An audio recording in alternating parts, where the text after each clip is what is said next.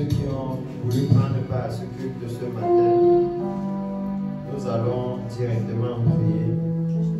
Alléluia. Puissant Père, Seigneur, je veux te bénir, je veux te célébrer, t'élever et te magnifier ce matin. Parce que Seigneur, tu nous donnes encore le souffle de vie, tu nous donnes encore l'opportunité de nous retrouver pour te célébrer, pour t'élever, pour magnifier ton nom, pour glorifier ton nom. Seigneur, ce matin, je veux te remercier parce que tes œuvres sont grandes, Éternel, mon Dieu. Et que dans ta gloire, dans ta puissance, ton autorité, Seigneur, tu nous as choisis à ce moment pour nous donner de connaître la vérité. Et pour nous donner, Éternel, mon Dieu, des yeux pour voir, une intelligence pour comprendre le temps dans lequel nous sommes. Père, dans ce temps critique, nous nous retrouvons ici parce que nous avons besoin de ton conseil et de ta direction. Nous avons besoin de ta parole, nous avons besoin de ta délivrance, de ta grâce. Seigneur, ce matin, j'implore ta miséricorde afin que tu ouvres nos cœurs, que tu nous rendes ministère par ton esprit et que tu puisses nous diriger vers ton royaume éternel. Seigneur, dispose nos cœurs à faire ta volonté.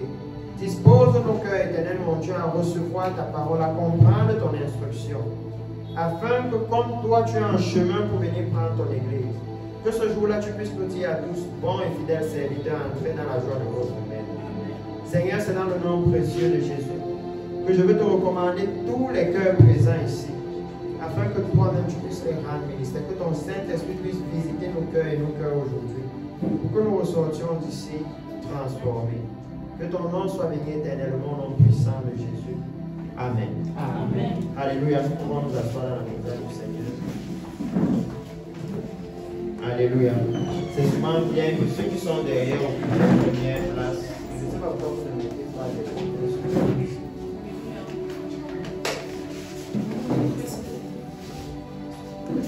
Et ici, avec l'église ce dimanche, je sais que ça fait 2 dimanches où nous n'avons pas partagé ici ensemble. Mais nous étions, je travaille du côté de Sousa, où il y a une nouvelle église à Sousa qui a aussi besoin de ce message.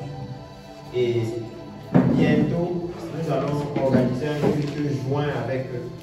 Nous allons aller ensemble les encourager aussi à se préparer pour la venue du Seigneur. Alléluia. Bientôt, nous allons avoir un culte joint avec l'église de Sousa. Mais ce matin, je voulais que nous puissions continuer à échanger.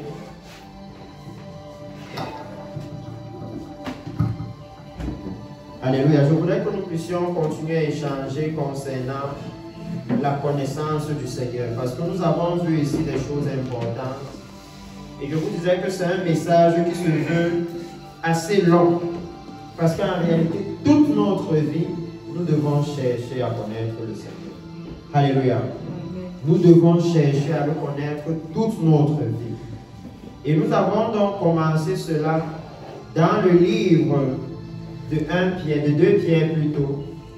Et nous avons pu réaliser là-bas que la connaissance du Seigneur permet que la grâce, je pense qu'il n'y a pas de différence, c'est pas il n'y a pas de souci, permet que la grâce, alléluia, la grâce et la paix de Dieu nous soient multipliées. Alléluia. Et nous tous en tant que chrétiens, nous avons besoin de la grâce de Dieu. Nous tous en tant que chrétiens, nous avons besoin de la paix du Seigneur. Alléluia. Nous en avons besoin. Et vous allez réaliser que voilà ce que la Bible nous déclare. Ce matin, je veux que nous puissions écouter ça dans une version particulière. Alléluia. Et que nous allons entrer, parce que pas à pas, c'est important pour nous de savoir si la connaissance de Dieu est aussi importante. Alléluia. Comment on acquiert alors la connaissance de Dieu? Alléluia. Si la connaissance de Dieu est aussi importante, comment on sait qu'on connaît le Seigneur? Amen. Parce que depuis que nous sommes ici, nous avons pu voir plusieurs œuvres du Seigneur. Et constamment, nous avons parlé du fait que la parole de Dieu, ce n'est pas de l'imaginaire, ce sont les faits. Alléluia. Ça veut dire qu'il faut qu'il y ait les faits qui nous démontrent à nous-mêmes que oui, je connais le Seigneur. Ou non, je ne le connais pas. Ou je ne le connais pas assez. Alléluia. J'ai encore besoin de le connaître. Et dans la Bible, je lis ici parce que c'est la version de la Bible détaillée. Il n'y a pas de Bible physique qui soit comme ça. Dans le livre de 2 Pierre chapitre 1, la Bible dit ceci. Et je vais lire directement à partir du verset 2. Que la grâce et la paix. Et écoutez bien, quand il dit que la grâce et la paix, je lis ici parce qu'il y a des explications. Que la grâce et la paix, ce sens spécial de bien-être spirituel, vous soient multipliés par la vraie et intime connaissance de Dieu et de notre Seigneur Jésus. Comme sa divine puissance nous a absolument donné tout ce qui contribue à la vie spirituelle dynamique et à la piété au moyen de la vraie et intime connaissance de celui qui nous a appelés par sa propre gloire, lesquels nous assurent les plus grandes et plus précieuses promesses magnifiques de valeur indicible, afin que par elles vous deveniez participants de la nature divine, en fuyant la corruption qui existe dans le monde par la convoitise. Alléluia. Nous croyons ici que le Seigneur va nous dire quelque chose de très important. Et il nous dit déjà ici que la grâce et la paix ne peuvent venir que de la connaissance de Dieu. Alléluia. Et nous avons parlé de cela ici. Nous avons vu que c'est quand nous connaissons le Seigneur que même devant certaines situations, alléluia, on ne panique pas, on ne s'alarme pas, on reste en paix parce qu'on connaît notre Dieu. La Bible va même dans Daniel nous dire, Daniel 12, que ceux qui connaîtront leur Dieu agiront avec fermeté. Alléluia. Ça veut dire que quand on connaît le Seigneur, on ne se laisse pas embrouiller. Et le Seigneur Jésus lui-même a dit dans la Bible, croyez en Dieu et croyez en moi. Il y a plusieurs demeures dans la maison de mon Père. Il dit que rien ne vous trouve. Alléluia. Ça veut dire que dans un temps comme celui-ci, là où il y a plusieurs situations qui viennent troubler les cœurs des chrétiens. Alléluia. Plusieurs situations qui viennent pour faire que les chrétiens perdent de vue leur objectif. C'est la connaissance de Dieu qui peut nous garder, qui peut nous préserver. Alléluia. Et en commençant ceci, nous avons vu la dernière fois dans Daniel chapitre 12, je veux rappeler ce qu'on a vu, qui est un livre, alléluia, qui devait être scellé. Et donc, la Bible nous dit que quand ce livre sera ouvert, la connaissance augmentera. Alléluia. Ça veut dire quoi? Ça veut dire que dans ce moment-là, les gens avaient une certaine connaissance. Mais que maintenant, quand ce livre allait être ouvert, quand ce livre allait être décelé, alors leur niveau de connaissance sera augmenté. Alléluia. Et nous avons pu voir ce jour-là que nous sommes au moment où ce livre est maintenant ouvert. Alléluia. Nous avons pu voir cela. Ça veut dire que nous sommes dans le moment où la connaissance doit augmenter. Amen. La connaissance doit augmenter. Et nous avons pu même voir dans le livre de Osée les choses que le Seigneur dit par rapport à la connaissance. J'utilise seulement ça pour introduire, pour qu'on se souvienne de ce que nous avons partagé. Parce qu'entre-temps, avec les diverses célébrations aussi, nous n'avons pas pu nous focaliser sur le message. Alléluia. À cause des œuvres du Seigneur, le ciel qui s'est ouvert en Inde, les paralytiques qui ont marché, les aveugles qui ont vu, et ainsi de suite. Nous n'avons pas pu nous focaliser sur le message, mais c'est très important, la connaissance du Seigneur. Nous avons vu dans le livre de Osée, chapitre 6, là-bas, verset 4. Le livre de Osée, je vais d'abord lire chapitre 4, verset 6. Osée chapitre 4, verset 6. Que la Bible nous dit ceci. Mon peuple est détruit parce qu'il lui manque la connaissance. Alléluia. Ça veut dire qu'on peut voir directement que Dieu lui-même dit que le manque de connaissance amène la destruction du peuple de Dieu. Alléluia.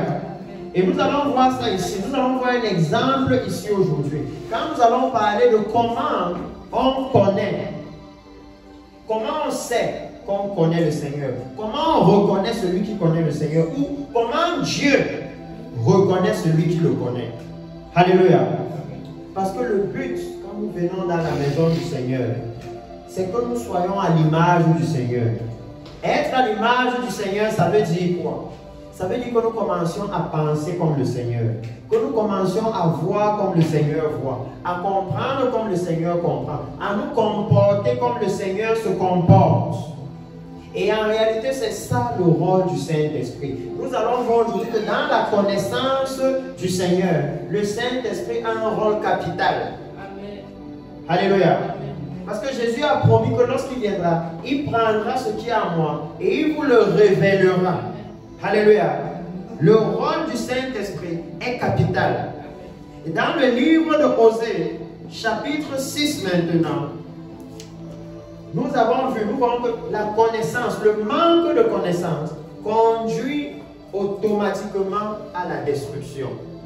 Alléluia. Osée chapitre 6 verset 4. La Bible dit, non, verset 3, la Bible dit, connaissons, cherchons à connaître l'Éternel. Et vous voyez que ici c'est très important parce qu'il dit cherchons. Alléluia. Tout ce qu'on cherche, ce n'est pas quelque chose qui est à la portée de tout le monde.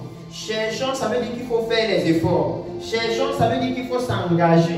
Cherchons, ça veut dire qu'il faut être déterminé.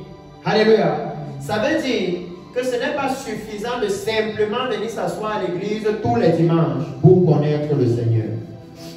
Et c'est ce que nous allons voir ici aujourd'hui. Il dit, connaissons, cherchons à connaître l'Éternel. Sa venue est aussi certaine que celle de l'aurore. Il viendra pour nous comme la pluie du printemps qui arrose la terre. Arrêtez les jeux là-bas. Il dit qu'à cause de la venue du Seigneur, parce que le Seigneur est en train de venir, nous devons chercher à le connaître. Alléluia. À cause de sa venue. C'est un peu comme si quelqu'un va vous visiter. On vous dit non, il y a telle personne qui doit venir chez toi, mais vous n'avez jamais vu la personne. Vous devez chercher à connaître la personne, n'est-ce pas? Parce que autrement dit, vous pouvez accueillir un bandit chez vous en croyant que c'est la personne. Quelqu'un peut venir cogner et dire que non, c'est moi telle personne, tu ne sais pas. Et vous ouvrez la porte parce que vous ne savez pas qui est-ce que vous attendez exactement. Et je dois vous dire que c'est le cas pour l'Église aujourd'hui. Alléluia. C'est le cas pour l'Église. Parce que quand on dit que le Seigneur va venir comme la pluie, alléluia, comme la pluie du printemps qui arrose la terre, alléluia. J'espère que vous savez que la pluie a plusieurs effets. La pluie vient et elle arrose la terre et les champs produisent, n'est-ce pas? C'est la même pluie qui amène l'inondation et détruit les maisons. La même pluie, pas une autre. Alléluia. C'est la même pluie qui vient avec un vent violent et qui emporte les maisons, qui arrache les toits des gens. La même pluie. C'est pour ça qu'il dit que cherchons à le connaître. Parce qu'ici, il est en train de dire que non. Si nous avons la bonne connaissance, si nous comprenons qui il est, alors quand il vient, c'est la bénédiction. Mais si nous ne comprenons pas qui il est, alors quand il vient, attention, c'est la malédiction. Alléluia. Laissez-moi vous expliquer ça dans le livre d'Ésaïe, comme nous sommes en train d'introduire ceci. Parce que nous sommes dans un temps où parfois quand vous lisez la Bible et que vous regardez comment nous nous comportons dans l'église, vous avez l'impression qu'il y a une confusion. Vous avez l'impression que nous ne comprenons pas exactement qui est-ce que nous sommes en train de servir. Nous ne comprenons pas exactement qui est-ce que nous devons craindre. Quel est ce Dieu dont nous parlons? Alléluia. Nous ne comprenons pas exactement. Alléluia. Nous ne saisissons pas. Regardez ce que la Bible nous dit. Par exemple, dans le livre de Ésaïe chapitre 28, nous allons prendre 2-3 écritures. 2-3 écritures. Alléluia. afin que nous puissions un peu voir comment le Seigneur représente cela. Amen. Ésaïe chapitre 28, je vais lire à partir du verset 2. Il dit, voici venir de la part du Seigneur un homme fort et puissant. Alléluia. Un homme fort et puissant. Et vous savez que le Seigneur Jésus aussi est venu avec force et puissance. Alléluia. Je veux juste prendre ça comme exemple pour qu'on comprenne et qu'on voit que beaucoup de fois, nous les chrétiens, on n'a pas compris qui est celui qui revient. Alléluia. Et nous devons le connaître. Parce que sinon, nous allons mal le recevoir. Alléluia. Vous savez, il y a le genre de pluie que quand ça commence, même dans les endroits là où ils n'ont pas l'eau, il n'y a pas la snake, il n'y a pas Kamwata, on ne met pas d'abord le seau dehors. Parce que quand on voit le vent que la pluie l'amène, si tu mets le seau dehors pour récolter l'eau, ce que tu vas récolter, c'est que ton seau est parti. Alléluia. Et quand vous allez dans ce type de village, généralement les vieux ont l'expérience. Les vieux vont vous dire que non, la saison est en train de commencer, de puiser par l'eau là. Alléluia. Que ne puiser par l'eau là, les toits sont même sales. Donc laissez que ça lave d'abord. Ils ont l'expérience, ils connaissent de quoi ils parlent. Mais quand vous observez souvent l'église, vous comprenez que l'église semble ne pas saisir de quoi il est question. Alléluia. Ici, il dit, voici venir de la part du Seigneur. Alléluia. C'est le Seigneur qui envoie cet homme, un homme fort et puissant, comme un orage de grêle. Alléluia. Un ouragan destructeur, comme une tempête qui précipite des torrents d'eau. Il l'a fait tomber en terre avec violence. Vous voyez pourquoi je vous parlais de la pluie. On dit qu'il vient comme la pluie. Mais ici on explique que ce sera une pluie violente. Ce sera une pluie de grêle. Imaginez que la pluie est en train de tomber, la grêle est en train de tomber. Si vous mettez le seau dehors, ça fait quoi? Ça casse tout. N'est-ce pas? Ça casse tout. Et il dit, elle sera foulée aux pieds, la couronne superbe des ivrognes d'Éphraïm, et la fleur fanée qui fait l'éclat de sa parure. Éphraïm ici, c'est le peuple de Dieu. Et il explique qu'au moment où la pluie là vient, la pluie qui est censée les bénir, la pluie dont Dieu a promis que je vous enverrai la pluie en sa saison, et vous allez récolter. Le même Dieu leur dit maintenant que non, quand la pluie ici va venir, ça va plutôt détruire. Alléluia. Et c'est pourquoi il dit non, nous devons chercher à connaître le Seigneur. Regardez ce qu'il va dire plus loin, toujours dans Ésaïe chapitre 28. Ésaïe chapitre 28 à partir du verset 15. Ésaïe chapitre 28 à partir du verset 15. Quand il leur parle de cette pluie-ci, il leur parle du jugement qui vient avec cette pluie. Alléluia. Le jugement qui vient avec cette pluie. Ça veut dire que quand on parle de connaître le Seigneur, nous devons savoir une chose. C'est la position de Dieu par rapport au péché. Nous devons savoir que Dieu juge le péché. Il ne laisse pas le péché impuni. Alléluia. Ça, c'est capital. Dieu juge le péché. C'est ça qu'il est en train de leur dire ici.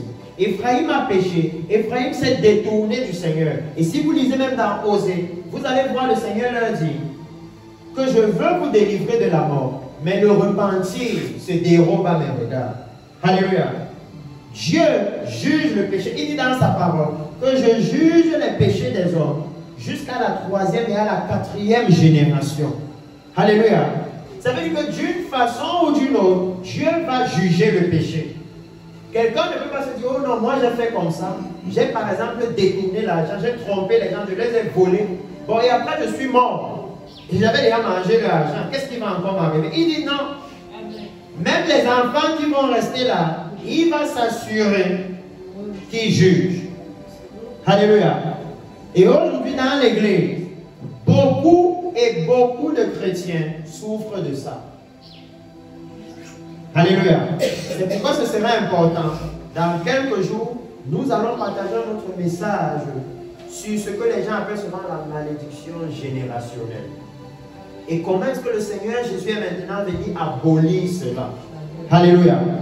Parce que ça fait partie de la connaissance du Seigneur. Les répercussions du péché, c'est Dieu qui les a établies. Et vous voyez donc ici, quand il leur annonce la pluie, quand il leur annonce qu'il y a un jugement qui vient, il y a un homme fort qui vient. Alléluia.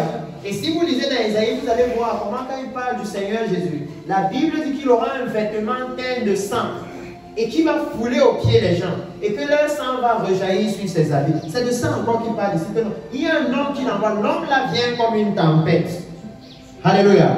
Il vient comme une tempête.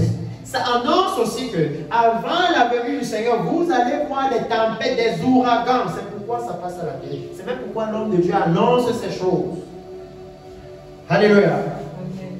Mais l'Église aujourd'hui semble ne plus connaître le Seigneur, ne plus réaliser ce qui se passe. Alléluia. Il dit donc dans le livre d'Ésaïe, après qu'il leur ait parlé, et il va leur parler de l'état du peuple, de comment ils sont dans le péché, comment même les prophètes qu'ils ont sont dans le péché. Et au verset 15, il va dire ceci, vous dites, nous avons fait une alliance avec la mort. Nous avons fait un pacte avec le séjour des morts. Quand le fléau débordé passera, il ne nous atteindra pas, car nous avons la fausseté pour refuge et le mensonge pour abri. Alléluia. Ça, c'est un message pour l'Église aujourd'hui. Parce que beaucoup de chrétiens ont la fausseté pour refuge, le mensonge pour abri. Ils croient qu'ils peuvent cacher ce qu'ils font au Seigneur, qui peuvent tromper, qui peuvent donner des faux enseignements, arnaquer les gens, estorquer l'argent des gens. Et ils se disent non, nous on sait comment s'en sortir. Alléluia. Ici il dit que non, vous dites non, on a fait un pacte avec le séjour des morts. Alléluia. De façon à ce que quand la mort arrive, on sait comment s'en sortir. Et ça peut sembler banal, mais ça a pour aujourd'hui dans l'église. Lorsque les gens vont volontairement dans le péché, et ils viennent à l'église, on ne leur dit pas non, repentez-vous. On commence à vouloir les amener dans des types et des types de prières. Pour leur dire non, en faisant ceci, vraiment, tel va s'éloigner de toi, tel non. Alléluia. Eux aussi, ils estimaient que non, nous on a déjà une alliance avec la mort. Écoutez bien, pas une alliance avec le Seigneur, une alliance avec la mort. Et ils disaient non, quand le fléau va arriver, ça ne va pas nous atteindre. Parce que nous avons la fausseté. Donc ils se disaient non, nous sommes forts par notre langue.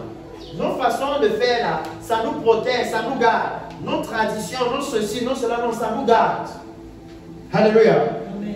Et maintenant, le Seigneur dit au verset 16, c'est pourquoi ainsi parle le Seigneur l'Éternel.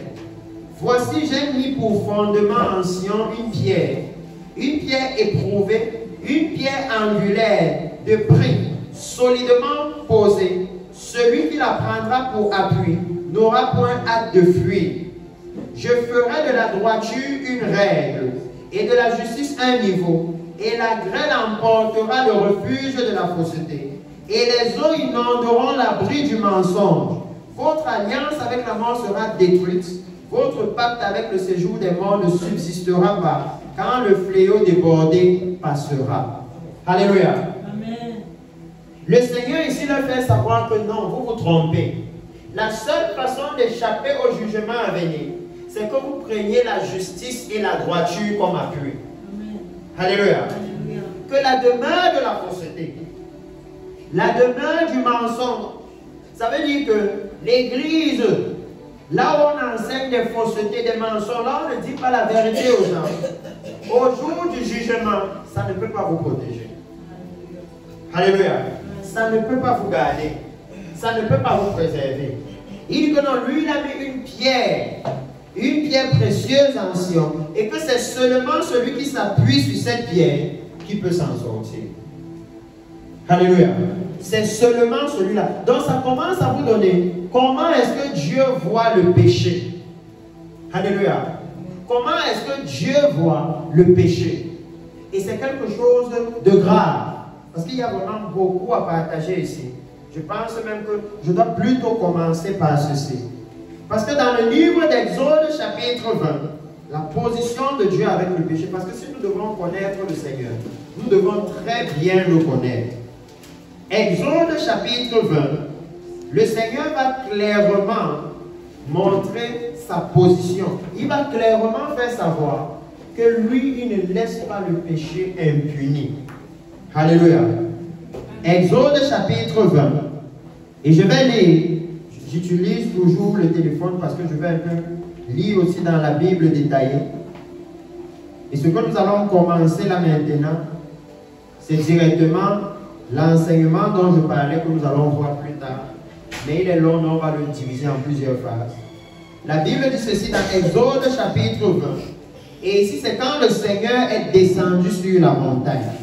Si vous lisez Exode chapitre 19, verset 25, la Bible dit ceci. Moïse descendit vers le peuple et lui dit ces choses. Alléluia. Quand le Seigneur est descendu, qu'est-ce qu'il a dit à Moïse? Exode chapitre 20, à partir du verset 1, il dit. Alors Dieu prononça toutes ces paroles en disant, je suis l'Éternel ton Dieu, qui t'a fait sortir du pays d'Égypte, de la maison de servitude. Alléluia. Amen, amen. Lorsque Dieu vient, il commence à se révéler. Il commence à dire au peuple que non, c'est moi qui vous ai sorti de la servitude du péché. Alléluia.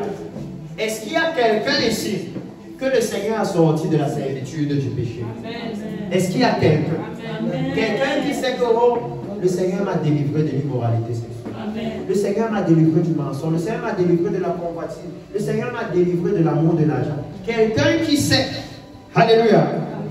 Parce que maintenant, il les avait délivrés. Et il voulait maintenant leur assurer. Alléluia. Que non, c'est bien moi qui vous ai délivré. Et il dit, tu n'auras pas d'autre Dieu devant ma face. La première chose que Dieu commence à leur dire, alléluia, c'est qu'on ne peut pas adorer deux dieux. Alléluia. Oh oui, c'est pourquoi vous voyez, c'est important de le connaître. Parce que parfois on adore Dieu et on adore nos enfants. On adore Dieu et on adore l'argent. On adore Dieu et on adore nos maisons. Ça veut dire, on est prêt à désobéir volontairement à Dieu. On sait que voici ce que la parole de Dieu dit. Et on va volontairement faire le contraire. Alléluia. Volontairement. On a la capacité de faire ce que Dieu veut. Mais on choisit d'aller faire ce qu'il ne veut pas pour d'autres buts. Alléluia. Mais Dieu, lui, quand il vient, la première chose qu'il leur dit, et c'est très important de savoir, le Dieu que nous servons, c'est un Dieu qui est méthodique, qui est organisé. Alléluia. Ça veut dire que la première chose qu'il vous dit, c'est comme quand on construit la maison. On commence par la fondation, n'est-ce pas? La première chose qu'il vous dit est fondamentale. Si vous n'avez pas ça, le reste là, ça ne sert à rien. Alléluia. Si vous ne comprenez pas qu'il y a un seul Dieu, qu'il est unique, alléluia, qu'il n'y a aucun autre Dieu à côté de lui, alléluia, alors tout le reste de ce que vous allez faire ne sert à rien. Il commence par mettre l'accent sur le fait que zéro idolâtrie avec moi, alléluia, que vous ne pouvez pas m'adorer et adorer un autre au même moment, alléluia. C'est seulement moi. Et regardez, pourquoi je vous ai dit que nous avons un grand avantage. C'est que vous voyez que Dieu ici, avant de se présenter au peuple, avant de s'introduire au peuple, je ne pense pas que ce soit nécessaire, avant de s'introduire au peuple, il va faire quelque chose. Qu'est-ce qu'il va faire? Il va d'abord leur dire ce que lui, il a fait pour eux. C'est moi qui vous ai sorti d'Égypte. Alléluia. Ça veut dire que basé sur ce que j'ai déjà fait pour vous, ça veut dire que c'est seulement ceux qui peuvent reconnaître ce que Dieu a fait pour eux. C'est maintenant eux qui peuvent avoir par la suite de la conversation. Et dans la conversation là, ils commencent maintenant à se révéler, à les amener à le connaître. Alléluia. Amen. Il les avait sortis d'Égypte. Mais il a dit que non, ils ne savent même pas qui leur a fait sortir d'Égypte. Ça veut dire qu'ils ne savent même pas ce qu'ils lui doivent. Que c'est grâce à moi que vous êtes libres. Et il commence maintenant à leur dire que puisque c'est moi qui vous ai sorti d'Égypte, tu n'auras point d'autre Dieu. Alléluia. Maintenant, il se révèle que non, tu ne peux pas m'adorer et adorer un autre. Et dans la suite, il leur explique, il leur dit, tu ne te feras point d'image taillée ni de représentation quelconque. Des choses qui sont en haut dans les cieux, qui sont en bas sur la terre et qui sont dans les eaux plus bas que la terre. Alléluia. C'est pourquoi je dis que non. Les chrétiens, par exemple, à Douala, ne peuvent pas dire que non, on écoute le culte parce qu'on va prier les ancêtres qui sont sous l'eau. Les chrétiens à l'ouest ne peuvent pas dire, oh non, je ne serai pas à l'église dimanche parce que je vais déterrer le crâne de grand-père. Non. Alléluia. Ces choses ne peuvent pas être prioritaires devant le Seigneur. Alléluia. Ce n'est pas possible. La même chose qui est sous l'eau, après vous pêchez ça, vous brûlez au feu, vous mangez. Ce n'est pas possible. Si le crâne là était Dieu, il pourrait sortir de la tombe lui-même. Il n'aurait pas besoin que tu viennes le déterrer. Alléluia. Il n'aurait pas besoin de ça. Il pourrait ressortir lui-même. S'il était Dieu, alors il aurait la capacité de venir et de te protéger dans les temps de détresse. Alléluia. Il aurait la capacité. Donc vous le voyez dire, tu ne te prosterneras point devant elle, tu ne les serviras point, car moi l'Éternel ton Dieu, je suis un Dieu jaloux. Et voilà la connaissance de Dieu. C'est de savoir quelles sont les dispositions de cœur de Dieu, quels sont les sentiments de Dieu. Alléluia. Dieu dit qu'il est jaloux. Et c'est à partir de là que vous pouvez commencer à comprendre pourquoi est-ce que lorsque le Seigneur Jésus vient, alléluia, l'église qui ne s'est pas préparée pour le recevoir, il va juger cette église. Parce qu'il dit qu'il est jaloux. Il est allé à la croix et il a donné sa vie pour son épouse. Et il a dit à son épouse, attends que je revienne te prendre pour le mariage. Il a doté cette épouse. Et il dit, ok, attends-moi, je reviens te chercher pour le mariage. Alléluia. À votre avis, si après avoir doté cette femme, pas avec les maisons, pas avec les voitures, pas avec les chèvres, pas avec les bœufs, avec sa propre vie, alléluia, il revient et il trouve que cette femme est en train de le tromper, comment est-ce qu'il va se comporter? Parce que pour Samson dans la Bible, Samson est allé et il a détruit les champs des Philistins. Quand il a trouvé qu'on a donné sa femme à un autre. Alléluia. Comment est-ce qu'il va se comporter? Amen. Donc ça devient important pour nous de savoir que non. Le Dieu que nous servons, c'est un Dieu jaloux. Et il commence à nous dire comment lui réagir. Il dit, je suis un Dieu jaloux qui punit l'iniquité des pères sur les enfants jusqu'à la 3e et à la 4e génération de ceux qui me haïssent. Alléluia. Il commence maintenant à faire savoir que d'une façon ou d'une autre, les fautes que vous commettez, je vais les punir. Alléluia. Je vais les punir. Et il dit, et qui fait miséricorde jusqu'en 1000 générations à ceux qui m'aiment et qui gardent mes commandements. Vous voyez maintenant le Seigneur commencer à se révéler. Et il se révèle ici à qui? À ceux qu'il a fait sortir d'Égypte. Alléluia. Quand ils étaient en Égypte, ils voyaient les œuvres de Dieu. Mais ils ne savaient pas qui est Dieu. Comment est-ce qu'il se comporte? Alléluia. Comment est-ce qu'il pense? Maintenant qu'ils sont sortis d'Égypte, il commence à leur révéler comment est-ce qu'ils se comportent. Alléluia. Comment est-ce qu'il pense? Il commence à leur révéler comment lui voit le péché. À leur faire savoir que moi je ne tolère aucun péché. Alléluia. Il va même aller dans le livre de Lévitique à leur dire que non, si vous apprenez qu'il y a une mort dans quelque part, allez là-bas et investiguez. Alléluia. Ça veut dire ne tolérer aucun péché. Investiguez pour savoir est-ce que c'est vraiment ça. Alléluia.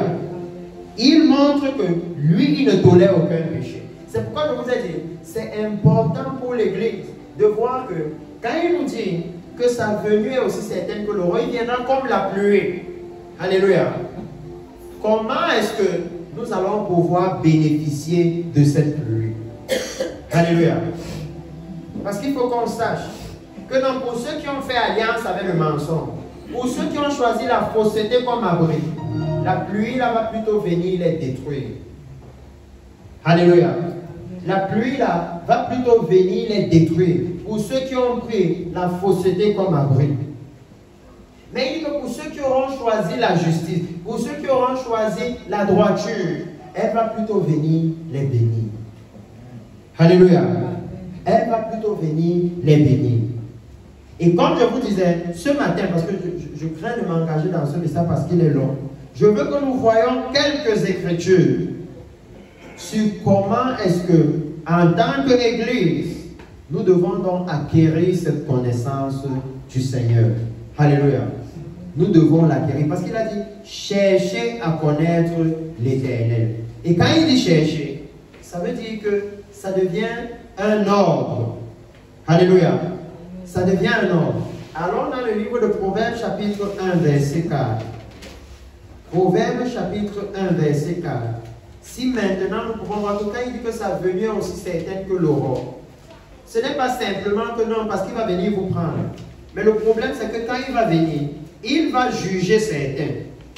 Alléluia. Il va juger certains. Et c'est pourquoi nous devons le connaître, nous devons savoir ça. Nous devons savoir que non, au moment où il vient, il dit dans Matthieu chapitre 7 que ceux qui me disent Seigneur, Seigneur n'entreront pas tous. Alléluia. Qu'au moment où il vient, tous ceux qui sont dans l'église ne vont pas entrer au ciel. Alléluia. C'est seulement ceux-là qui auront fait sa volonté. Ça veut dire qu'ils vont connaître sa volonté. Ça veut dire qu'ils vont le connaître. Alléluia. Et il parle à l'église. Que nous pouvons tous nous asseoir à l'église. Mais la vraie question est de commencer à savoir, est-ce que nous connaissons le Seigneur?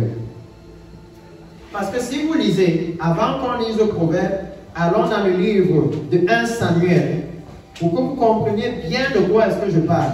Pourquoi la connaissance de l'Éternel est si importante. Le livre de 1 Samuel chapitre 2. 1 Samuel chapitre 2, à partir du verset 12. 1 Samuel chapitre 2, à partir du verset 12. La Bible dit ceci. 1 Samuel 2, à partir du verset 12. Les fils d'Élie étaient des hommes pervers. Ils ne connaissaient point l'Éternel. Alléluia. Qui sont les fils d'Élie ici? Les fils d'Élie, c'étaient les fils du souverain sacrificateur. Ça veut dire que les fils d'Élie, c'étaient les sacrificateurs. Ça veut dire que les fils d'Élie entraient dans le temple de l'Éternel. Ils touchaient les instruments de Dieu. Ils avaient part aux offrandes du Seigneur. Ils avaient part à tout ce qui concernait le temple de l'Éternel. Alléluia. C'étaient des serviteurs dans la maison de l'Éternel. Mais il dit qu'ils ne connaissaient pas l'Éternel. Et il commence à dire que ceux qui ne connaissent pas l'Éternel, ce sont des personnes qui sont pervers. Alléluia. Être pervers, c'est quoi? C'est avoir le cœur constamment incliné à faire le mal. Constamment. Vous voyez, c'était les sacrificateurs. La loi de Dieu veut que les sacrificateurs aient la parole de Dieu. Ça veut dire que ce n'était pas qu'ils n'avaient pas les Écritures, ils les avaient. Mais il dit que leur cœur était toujours porté à faire ce qui est mauvais, à faire ce que Dieu ne veut pas. Alléluia. Oh oui. C'est pour ça que nous devons donc regarder nos vies et nous demander, est-ce que nous connaissons vraiment l'Éternel? Et il va donner un exemple, il dit, et voici quelle était la manière d'agir de ces sacrificateurs. Donc ils étaient sacrificateurs à l'égard du peuple.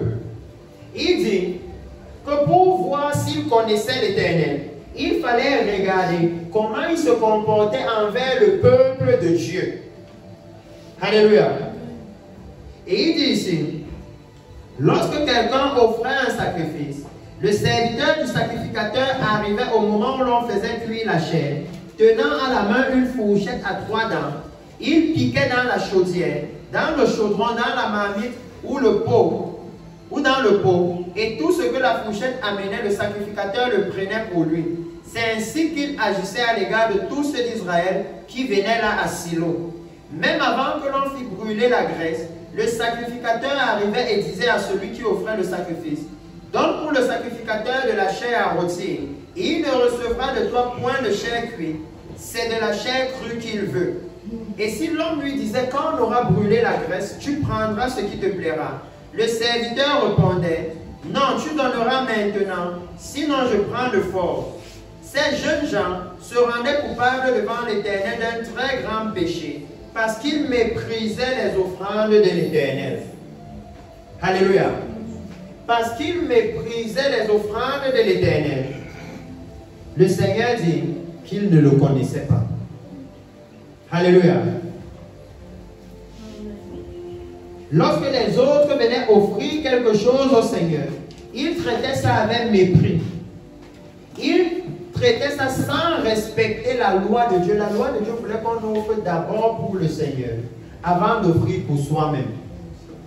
Alléluia. Qu'on mette le Seigneur en priorité. Mais eux, ils se mettaient en priorité. Alléluia.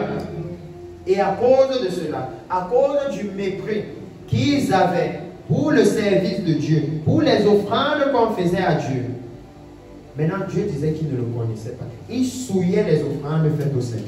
Si vous lisez plus loin, vous allez voir que les fils d'Élie, la Bible va dire que les fils d'Élie couchaient même avec les femmes devant le sanctuaire. Alléluia. Et quand Élie va parler à ses fils, il va leur dire, non, en faisant comme vous faites là, vous faites pécher le peuple de Dieu. Parce que c'est la même chose dans l'église aujourd'hui. Lorsque nous enseignons les mensonges aux gens, nous les faisons pécher.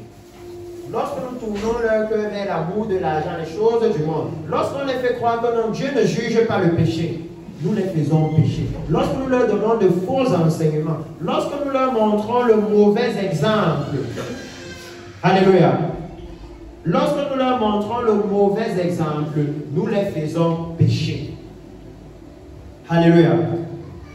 Et il dit que dans ce cas-là, Dieu considère qu'on ne le connaît pas. Alléluia. Il considère, il disait que non, quand il les voyait, il disait, non, eux, ils ne connaissent pas l'Éternel. Alléluia. Que s'ils connaissaient l'Éternel, leur comportement serait différent. Alléluia. Leur comportement serait différent. Ce ne serait pas comme ça. Ça veut dire que la connaissance de l'Éternel, lorsque nous l'avons, ça doit se voir dans comment nous nous comportons, dans comment nous interagissons avec les autres. Alléluia. C'est là qu'on peut voir, est-ce que les gens s'y connaissent l'Éternel ou pas. Alléluia. Comment nous interagissons avec les autres. Et pour moi, je voulais amener ça ici ce matin, parce que c'est important. Nous pouvons avoir beaucoup d'écritures dans le cœur, avoir suivi les séminaires, les conférences, mais basé sur ce que nous venons de dire, est-ce que nous connaissons alors l'Éternel? Parce que comment nous nous comportons avec le peuple de Dieu? Comment nous interagissons avec les autres? Comment les autres nous voient? Parce que si vous lisez l'histoire de 1 Samuel, vous allez voir que la Bible va dire que le peuple a commencé à parler de l'attitude des fils d'Élie. Et Élie est maintenant venu voir ses filles, il a dit, non, ce que vous faites là n'est pas bon, vous faites pécher le peuple. Alléluia. Mais Dieu, lui, il avait déjà dit que non. Ces gens-ci, ils ne me connaissent pas. Alléluia. Et c'est pourquoi il a dit que quand nous voyons seulement ces deux aspects, le fait que nous devons connaître celui qui revient. Alléluia. À cause du fait que dans cette venue, il vient aussi pour juger. Et aujourd'hui, au moment où nous parlons, la grande majorité de l'Église pense seulement que non, Jésus vient, il va seulement nous prendre pour nous amener au ciel. Ils ne connaissent pas le Seigneur. Ils ne savent pas que la Bible dit qu'il va faire le tri entre les brebis et les boucs. Ils ne savent pas, ils savent seulement que non, Jésus vient, il va tous nous prendre. Non, ils ne savent pas que Dieu dit dans la Bible que si le juste se sauve avec peine. Alléluia. Que tu es déjà juste. Mais ce n'est pas pour ça que tu seras sauvé facilement. Alléluia. Qu'il y a des efforts à faire. Et ils ne savent pas qu'il dit, faites tous vos efforts pour entrer par la porte étroite. Alléluia. Et que quand le Seigneur dit même ça, il ajoute, pour moi, ce passage est toujours terrible dans le livre de Luc. Parce qu'il ajoute que plusieurs vont la chercher sans la trouver. Donc ça donne à l'Église, ça donne aux chrétiens de comprendre qu'il y a un effort sérieux à faire. Alléluia. Parce que si les gens cherchent même la porte sans trouver, ce n'est pas qu'ils n'auront pas cherché. Il y a des gens qui vont chercher, mais qui ne vont pas trouver. Est-ce que vous comprenez pourquoi il y a des gens à l'église? Ils sont à l'église. Ils vont même d'église en église. Mais il n'y a jamais de transformation. Donc ce n'est pas qu'ils ne cherchent pas. Si vous les accostez, ils vont vous dire non. Moi je crois en Dieu depuis des années. Moi j'étais dans telle église, dans telle église, dans telle église. Ils vont vous dire les mauvaises choses qui se passent là-bas. Mais eux-mêmes ils ne changent pas. Ce n'est pas qu'ils ne cherchent pas. Mais ils ne sont pas en train de trouver la porte. Alléluia. Et ça, c'est grave. L'Église semble négliger tout ça. Mais le Seigneur élève dans le fait que c'est donc nécessaire de le connaître. Alléluia. Dans le livre de Proverbes, Proverbes chapitre 1, je disais verset 4, la Bible nous dit là-bas, et je peux même commencer dès le début, Proverbes 1, verset 1 à 4, il dit, Proverbe de Salomon, fils de David, roi d'Israël, pour connaître la sagesse et l'instruction, pour comprendre les paroles de l'intelligence, pour recevoir des leçons de bon sens, de justice, d'équité et de droiture, pour donner aux simples du discernement, aux jeunes hommes de la connaissance et de la réflexion. Alléluia. Il dit que voici le rôle, souvent quand je lis le livre de Proverbes, j'aime souvent dire aux gens que quand on était à l'école, au lycée, certains professeurs venaient et avant de commencer le cours, ils font d'abord objectif du cours. Donc ils vous disent qu'est-ce que vous devez avoir compris à la fin du cours. Moi je me souviens quand j'étais au lycée, je négligeais ça. C'est plus tard que j'ai compris que c'est ça qui était important. Parce que si tu avais compris les objectifs, alors tu ne faisais plus beaucoup d'efforts quand tu étudiais. Parce que c'est sur les objectifs là qu'on devait vous poser les questions. C'est ça qu'à la fin on voulait voir si tu avais compris. Alléluia. Et quand j'ai lu le livre, le premier j'ai réalisé que c'est ça qu'ils disent aussi ici. Ils vous disent pourquoi ce livre a été écrit. Qu'est-ce que ça doit te faire comprendre? Qu'est-ce que tu dois avoir eu à la fin? Et là-dedans, il dit qui a la connaissance. Alléluia. Là-dedans, il fait savoir que non, si nous lisons ce livre, alors nous allons trouver la connaissance du Seigneur. C'est la raison pour laquelle je mets l'accent à continuer de dire à l'Église, lisez vos Bibles. Alléluia. La première façon de connaître le Seigneur, c'est que la Bible dit qu'au commencement était la parole était avec Dieu et la parole là était Dieu. Alléluia. Donc la meilleure façon de connaître le Seigneur, c'est d'aller lire sa parole. Parce que sa parole, c'est lui-même. Ça veut dire que sa parole le révèle. Sa parole dit comment il voit les choses, comment il comprend les choses, comment il a jugé des situations. Et à partir de là, vous allez savoir comment moi-même je dois marcher avec lui. Alléluia. C'est ça qui va stimuler en vous de savoir donc, comment il faut faire. Que si je vois là-bas, que par exemple, nous allons voir ça plus tard, quand on va parler de l'autre message dont je parlais. Mais que si je vois là-bas, que par exemple, que quand un roi en Israël a péché, par exemple David, toute sa famille a subi les conséquences du péché. Alléluia. Même pas seulement toute sa famille, tout le royaume d'Israël. Alléluia. Alors je commence à comprendre comment Dieu lui voit le péché. Alléluia. Que là où moi je crois que ça s'arrête avec moi, en fait mes actes ont l'impact sur toutes les personnes qui sont autour de moi. Que si vous voulez par exemple voir, vous allez voir que depuis le péché d'Adam et Ève, la mort est entrée sur la terre et jusqu'à aujourd'hui, on subit les conséquences, n'est-ce pas? Alors là, vous allez commencer à voir le péché différemment. Vous allez voir que par exemple dans Daniel, lorsque le Seigneur va venir, que Daniel va prier dans Daniel chapitre 9, que Seigneur, quand est-ce que tu vas nous amener à rebâtir le royaume d'Israël? Quand le Seigneur va venir, le Seigneur va lui faire savoir que, oh mon ami, ce n'est pas 70 ans comme tu penses. c'est ça 70 fois 7 ans. Ce n'est pas 70 ans comme tu parles. Votre péché était tellement grave que 70 ans n'est pas suffisant pour effacer le péché là. Il faut 70 fois 7 ans pour effacer le péché que vous avez commis. Alléluia. Que non, ne te dis pas que dans 70 ans c'est fini avec ce que vous avez fait. Que la gloire de Dieu était devant vous. La nuée de Dieu était là. Et vous étiez dans l'immoralité. Vous étiez dans l'idolâtrie. Vous étiez dans... Alors que les miracles de Dieu étaient devant vous. Alléluia. Que non, votre péché est tellement grave que ne pense pas que 70 ans c'est suffisant. Alléluia. C'est pourquoi c'est important pour l'Église de connaître le Seigneur. Alléluia. Parce que quand nous allons connaître le Seigneur, alors nous allons pouvoir souvent restreindre notre cœur, restreindre nos pulsions. Alléluia. Parce qu'on connaît la gravité, le jugement qu'il y a derrière. Alléluia. Le livre de Proverbes chapitre 2, verset 5. Proverbes chapitre 2, verset 5. Nous allons lire le verset 5 au verset 10. La Bible dit ceci. Alors tu comprendras la crainte de l'Éternel et tu trouveras la connaissance de Dieu. Alléluia. Parce que c'est de ça qu'on parle. Et le Seigneur dit ici maintenant, comment trouver la connaissance de Dieu. Alléluia. Pas à pas. De façon à ce que ici, personne ne pourra sortir et dire, oh non Seigneur, je ne savais pas comment te connaître. Il va nous dire, non, je vous ai dit pourquoi me connaître.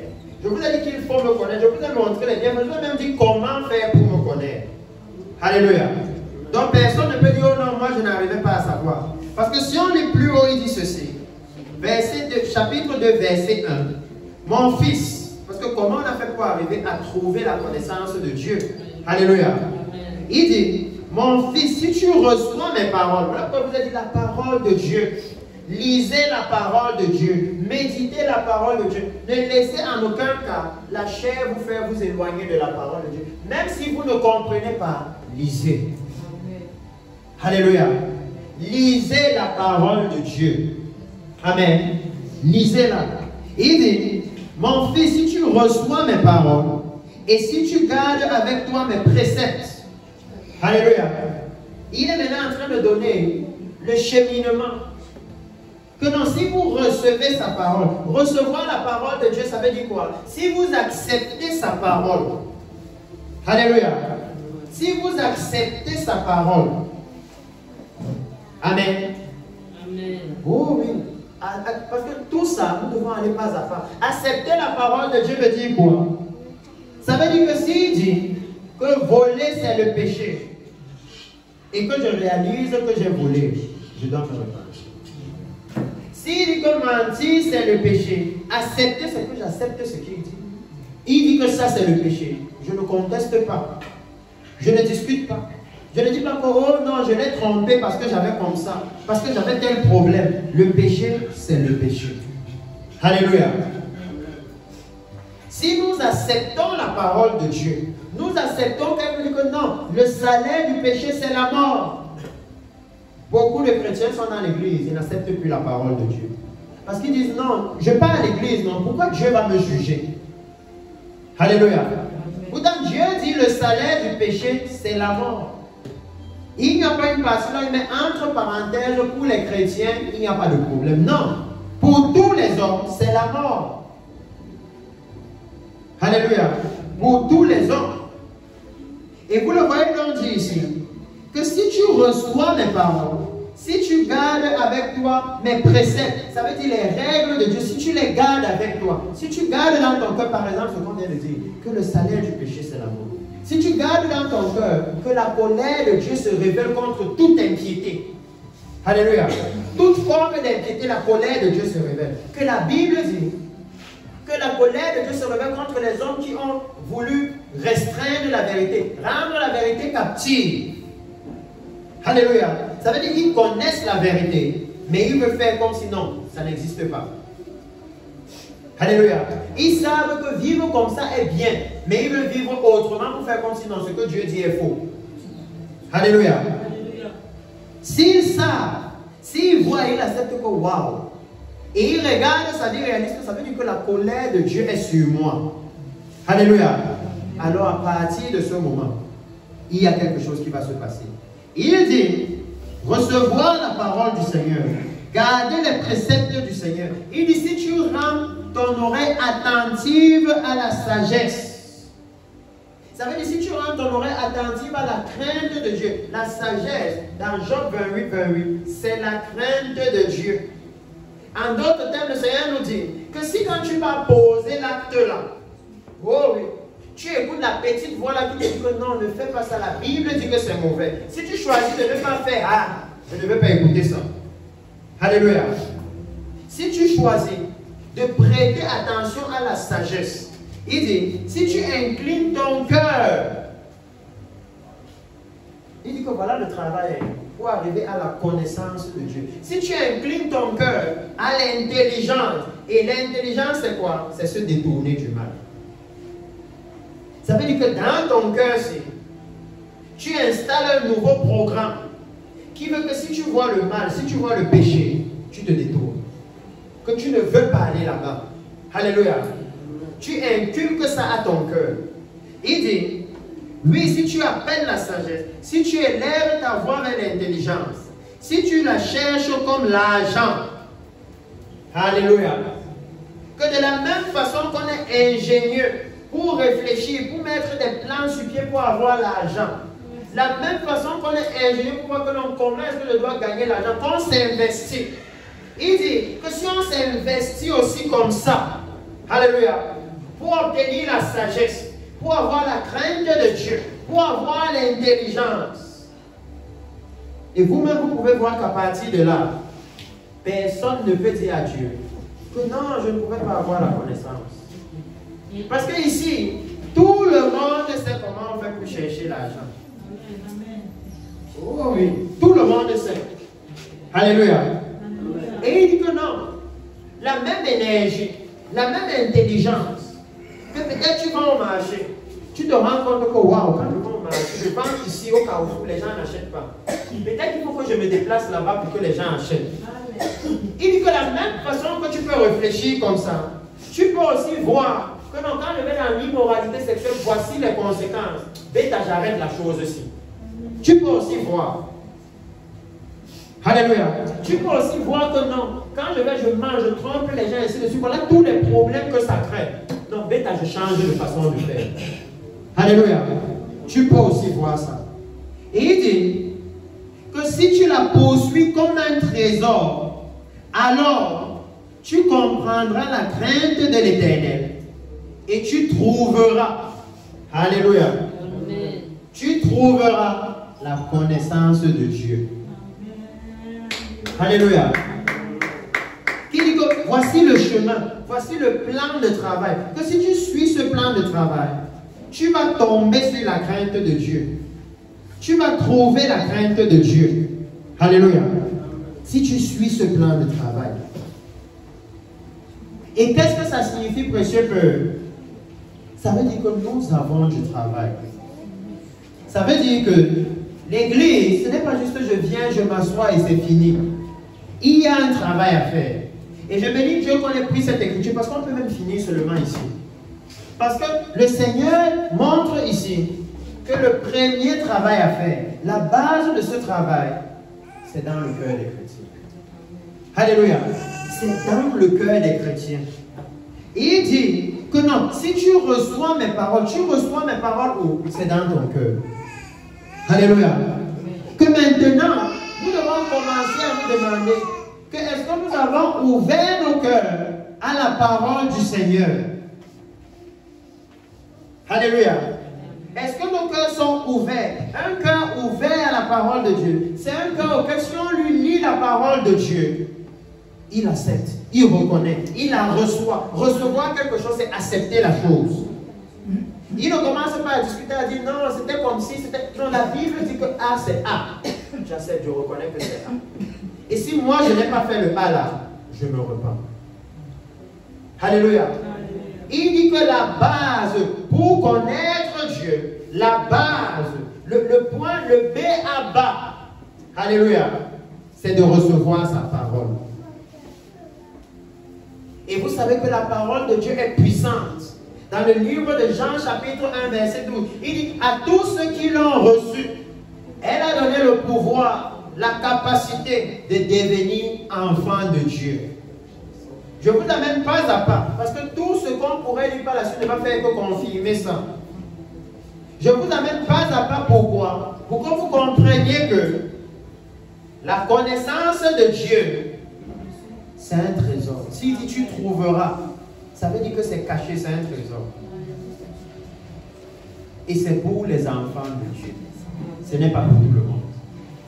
Parce que ici, il dit non, si tu reçois ma parole, et la Bible a dit non, pour ceux qui ont reçu cette parole, il a fait d'eux les enfants de Dieu. Elle les a directement transformés. Amen. Alléluia. Il dit maintenant que nous avons reçu cette parole, alléluia. Parce que je dis la première question que nous devons nous poser ce matin, c'est est-ce que nous l'avons reçu? Je dis le message peut même finir ici. Parce qu'il dit que si nous l'avons reçu, alors nous sommes censés être devenus les enfants de Dieu. Lisons ça dans Jean chapitre 1 verset 12. Parce que pas à pas maintenant, nous allons voir si nous sommes en chemin vers la connaissance de Dieu. Parce qu'il dit non, la première des choses à faire, c'est de recevoir la parole de Dieu. Mais la Bible nous dit maintenant que si nous avons reçu cette parole, quelque chose doit se passer. Alléluia. Quelque chose. Et comme je vous dis toujours, s'il vous plaît, ne vous dites pas non, le message là c'est dur. Il est en train de dire qu'on n'est pas enfant de Dieu. C'est une possibilité. Je dois vous dire, moi-même souvent je me pose la question. Si vous êtes un chrétien et qu'un jour vous n'avez pas pensé quelque chose ou posé un acte, vous êtes assis comme ça, vous êtes demandé, est-ce que je suis même né de nouveau? Alors je peux vous dire que vous n'êtes pas encore né de nouveau. Si vous n'êtes pas resté comme ça et vous posez la question que mais comment j'ai même pu penser comme ça? Et que vous êtes allé prier que Seigneur, dis-moi, vraiment est-ce que tu m'as même touché un jour? C'est que ce n'est pas sûr que vous êtes né de nouveau. Je dois vous dire la vérité, vous êtes dans l'évangile du positivisme. Vous êtes entré dans une église et on vous a dit je suis content de te voir aujourd'hui ma soeur. Non, maintenant tu es enfant de Dieu, c'est bon, tu as dit ok je suis enfant de Dieu. Mais il faut les évidences. Alléluia. Qu'est-ce qui te prouve? Qu'est-ce qui te confie? Alléluia. Qu'est-ce qui t'authentifie que tu es enfant de Dieu? Et ici il dit que non, la route pour la connaissance de Dieu commence par recevoir sa parole. C'est pourquoi je vous ai dit que non, lisez la parole de Dieu. Alléluia. Parce que vous allez voir l'impact que la parole est censée avoir dans votre vie.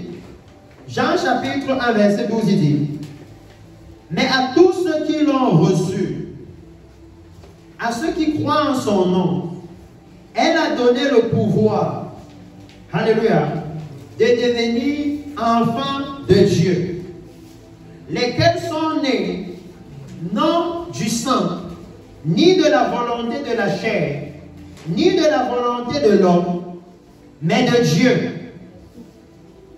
Alléluia. Et dans la suite, si vous lisez, c'est vraiment très terrible. La Bible, c'est un livre très profond. Il dit la parole a été faite chair. Vous savez ce que ça veut dire pour nous? Si nous sommes nés de Dieu, la parole doit être faite chair. Ça veut dire que quand on nous regarde, ce qu'on voit c'est notre corps, n'est-ce pas? C'est notre chair, n'est-ce pas? On doit voir la manifestation de la parole de Dieu. Amen. Quand on voit nos actes, quand on voit nos façons de penser, quand on voit notre façon de réfléchir, ça doit respirer la parole de Dieu. Amen. Alléluia. C'est de ça qu'il parle. Et il dit que c'est là qu'on commence à arriver à la connaissance de Dieu. Il dit non, si on reçoit la parole, pourquoi? Parce que cette parole a un effet. Il y a quelque chose qui doit se passer si nous sommes en train de la recevoir.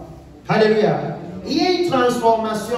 Elle va commencer à agir en nous et à nous transformer, à nous changer.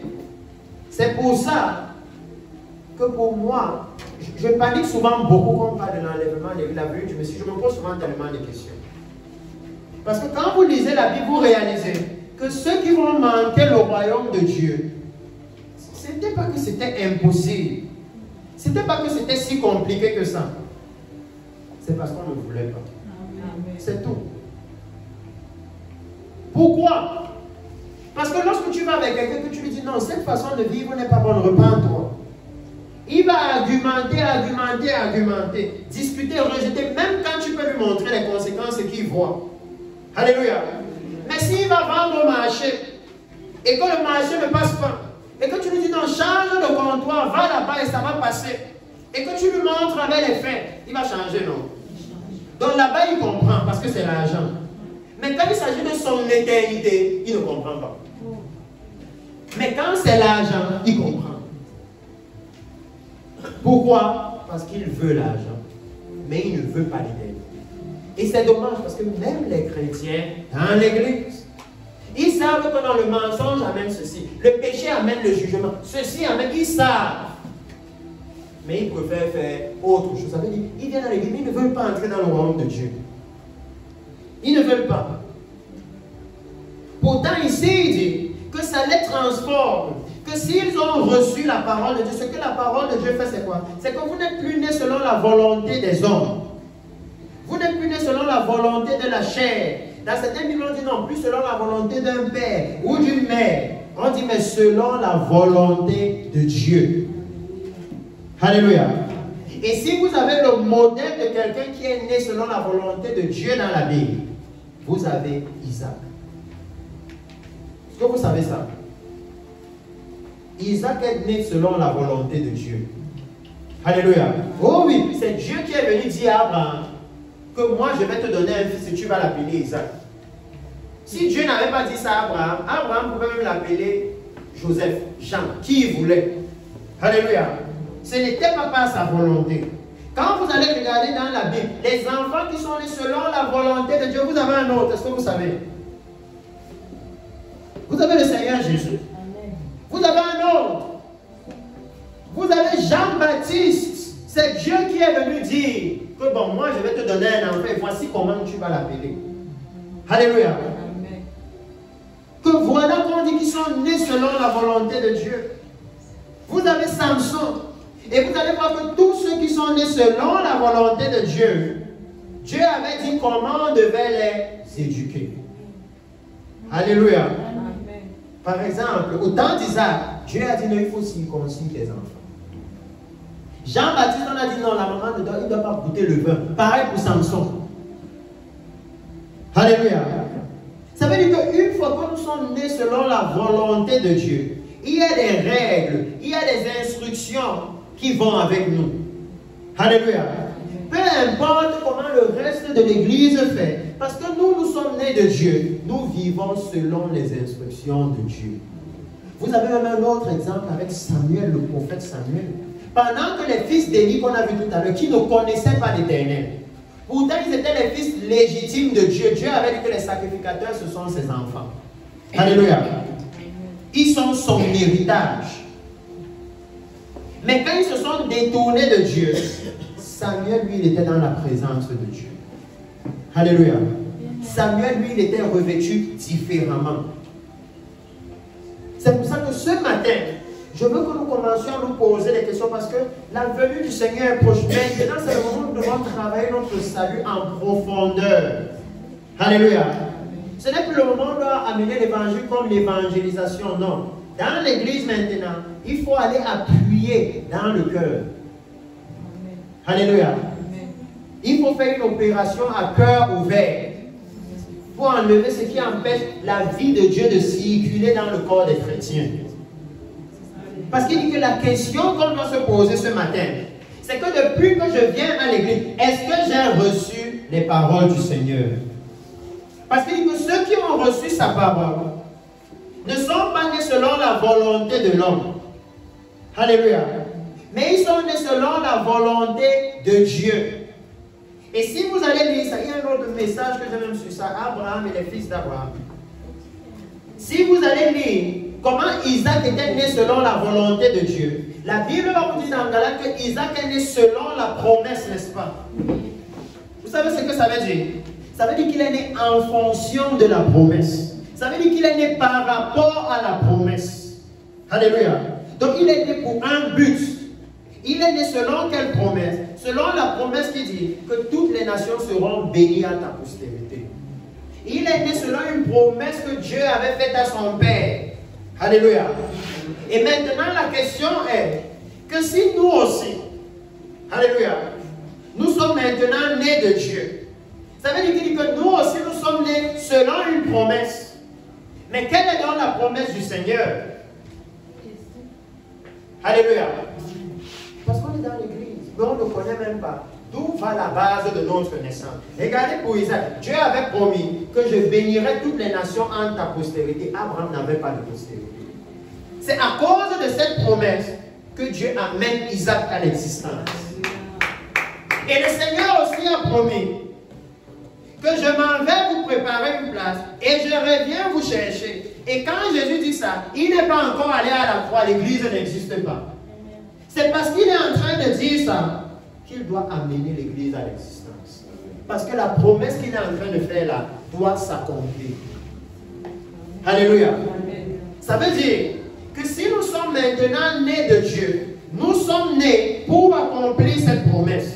Ça veut dire que nous sommes nés pour être de ceux-là qui vont entrer dans le royaume de Dieu quand Jésus va venir.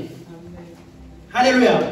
Voilà pourquoi il dit qu'ils ne sont pas nés de la volonté de l'homme, ni de la femme.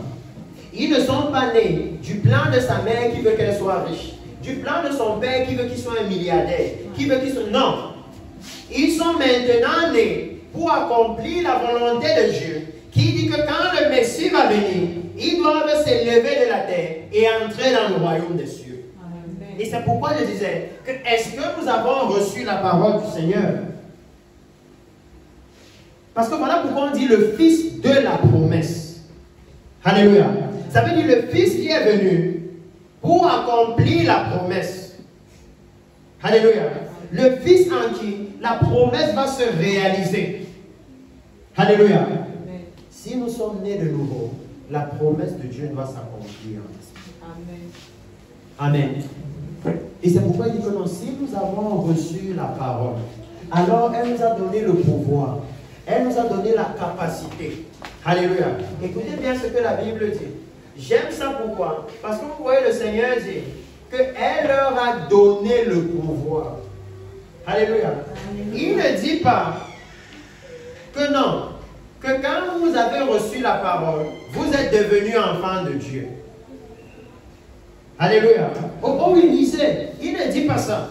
Il dit que quand vous avez reçu la parole, elle vous a donné le pouvoir. Alléluia. De devenir enfant de Dieu. Alléluia. Elle ne vous a pas rendu enfant de Dieu, mais elle vous a donné le pouvoir. Ça veut dire une fois que vous l'avez lu, vous pouvez décider de devenir enfant de Dieu. C'est pourquoi je vous ai dit que tout est dans votre camp. C'est à vous de décider. Que c'est une chose de savoir. Alléluia. Que non, il y a les enfants de Dieu. On peut devenir enfant de Dieu et vivre comme ça, et vivre comme ça. Maintenant, tu sais. Alléluia.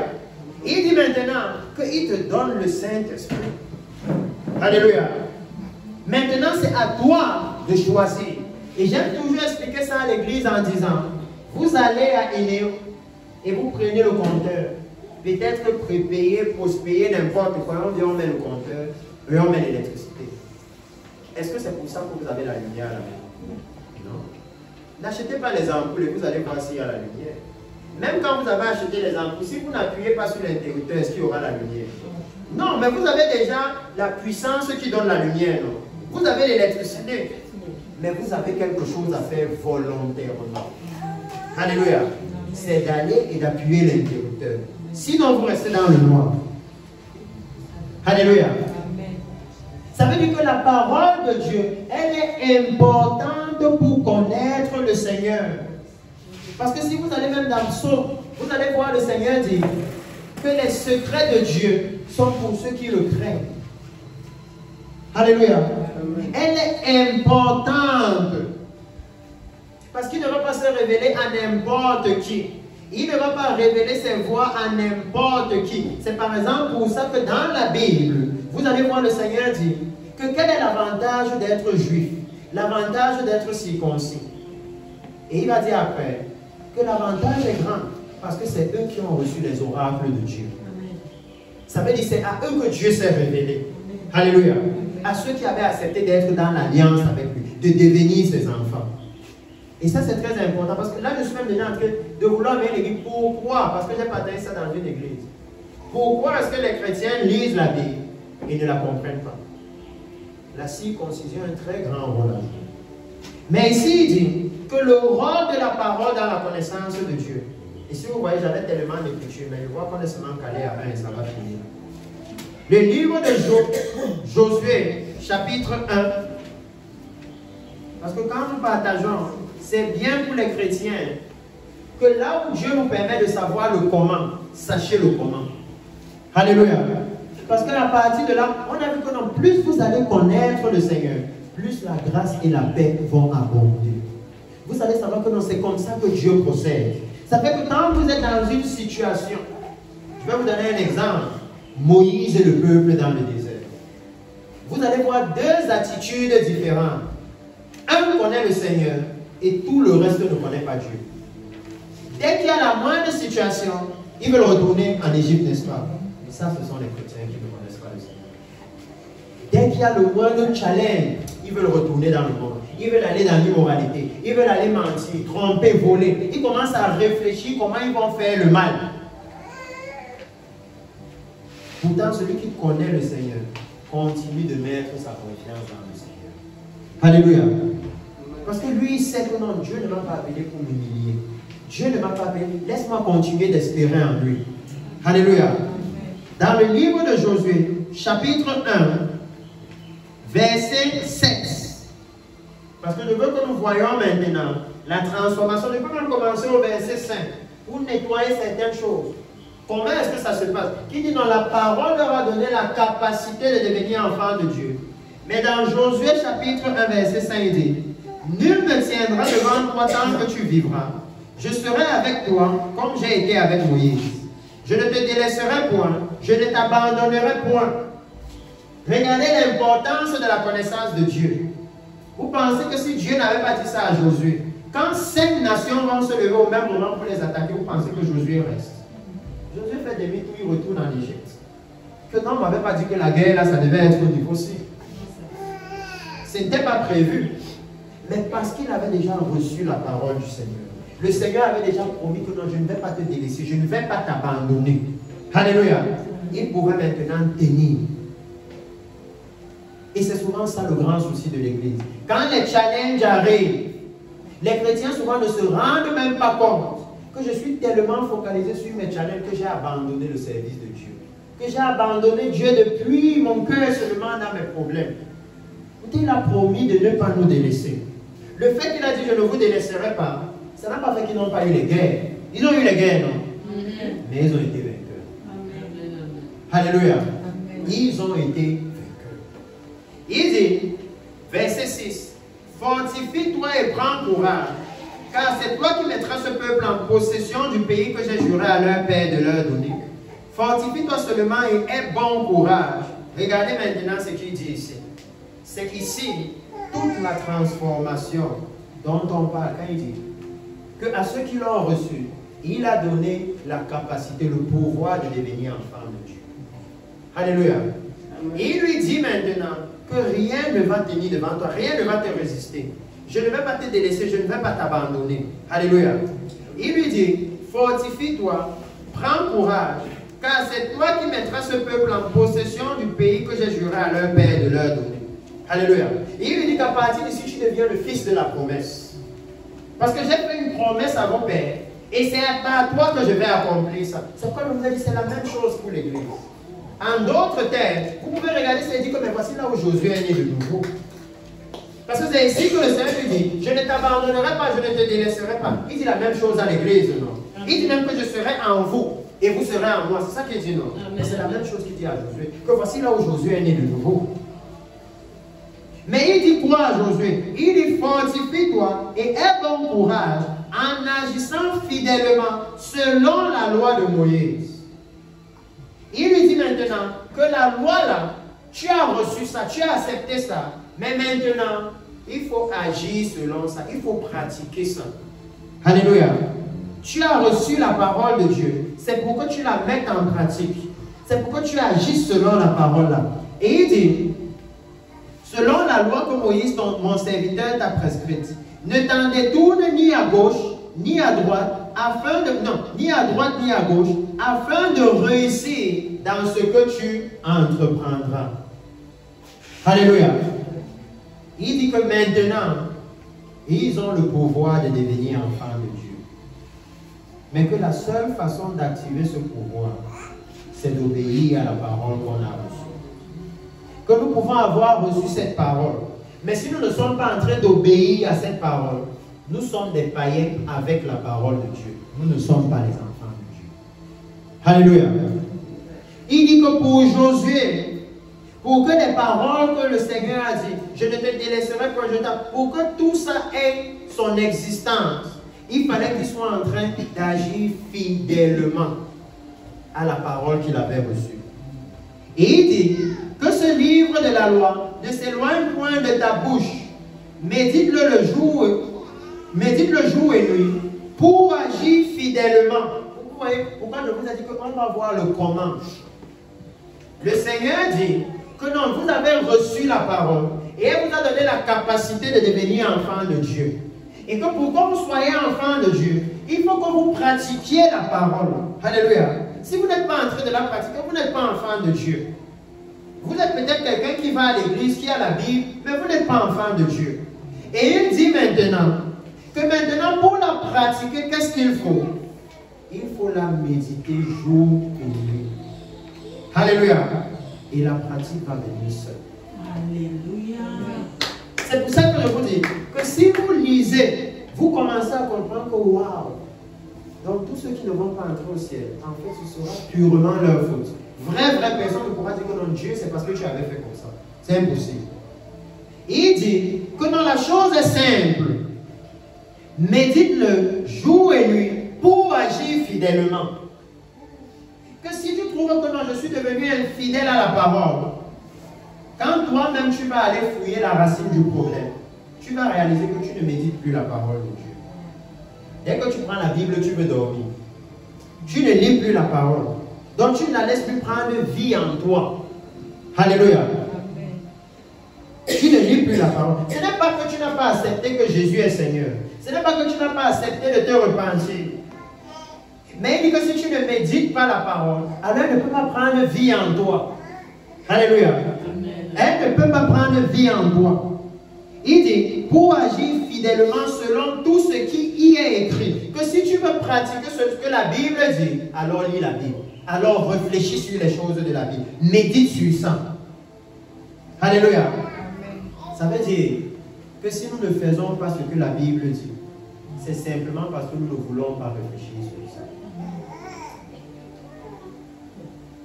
C'est important qu'on sache que c'est comme ça que Dieu a fait les hommes.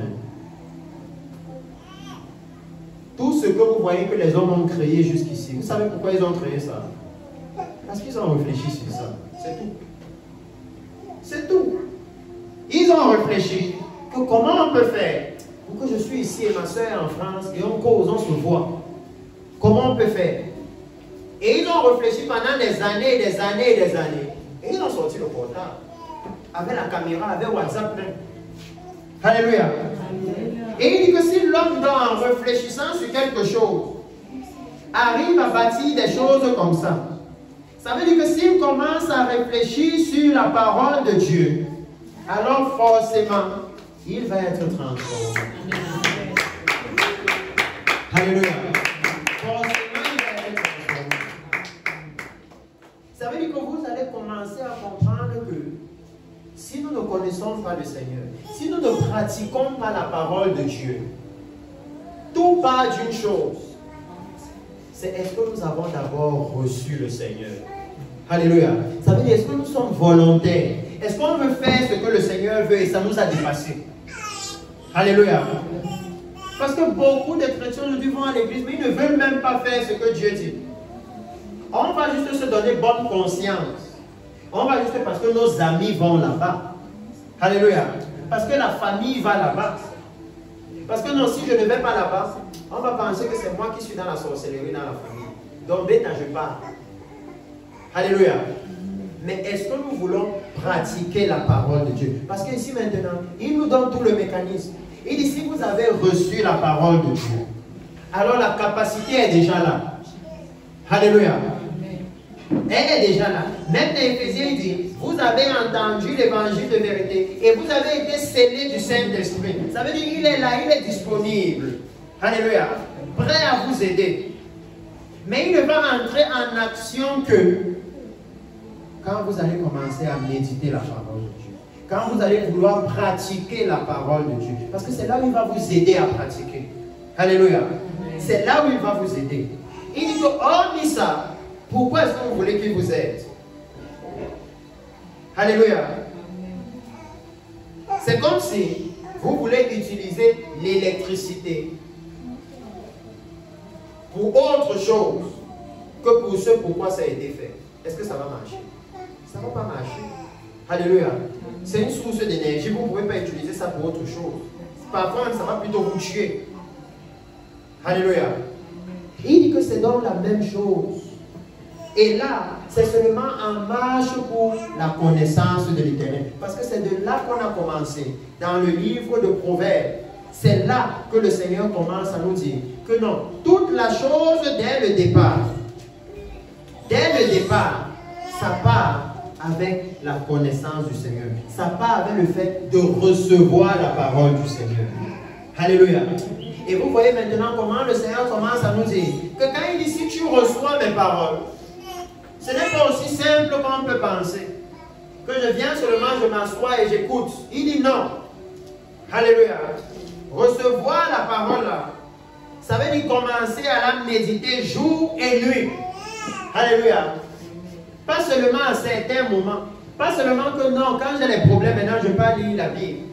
Quand j'ai des problèmes, j'appelle l'évangéliste Julio et je dis que rappelle-moi un peu le somme là, le somme qui encourage beaucoup là.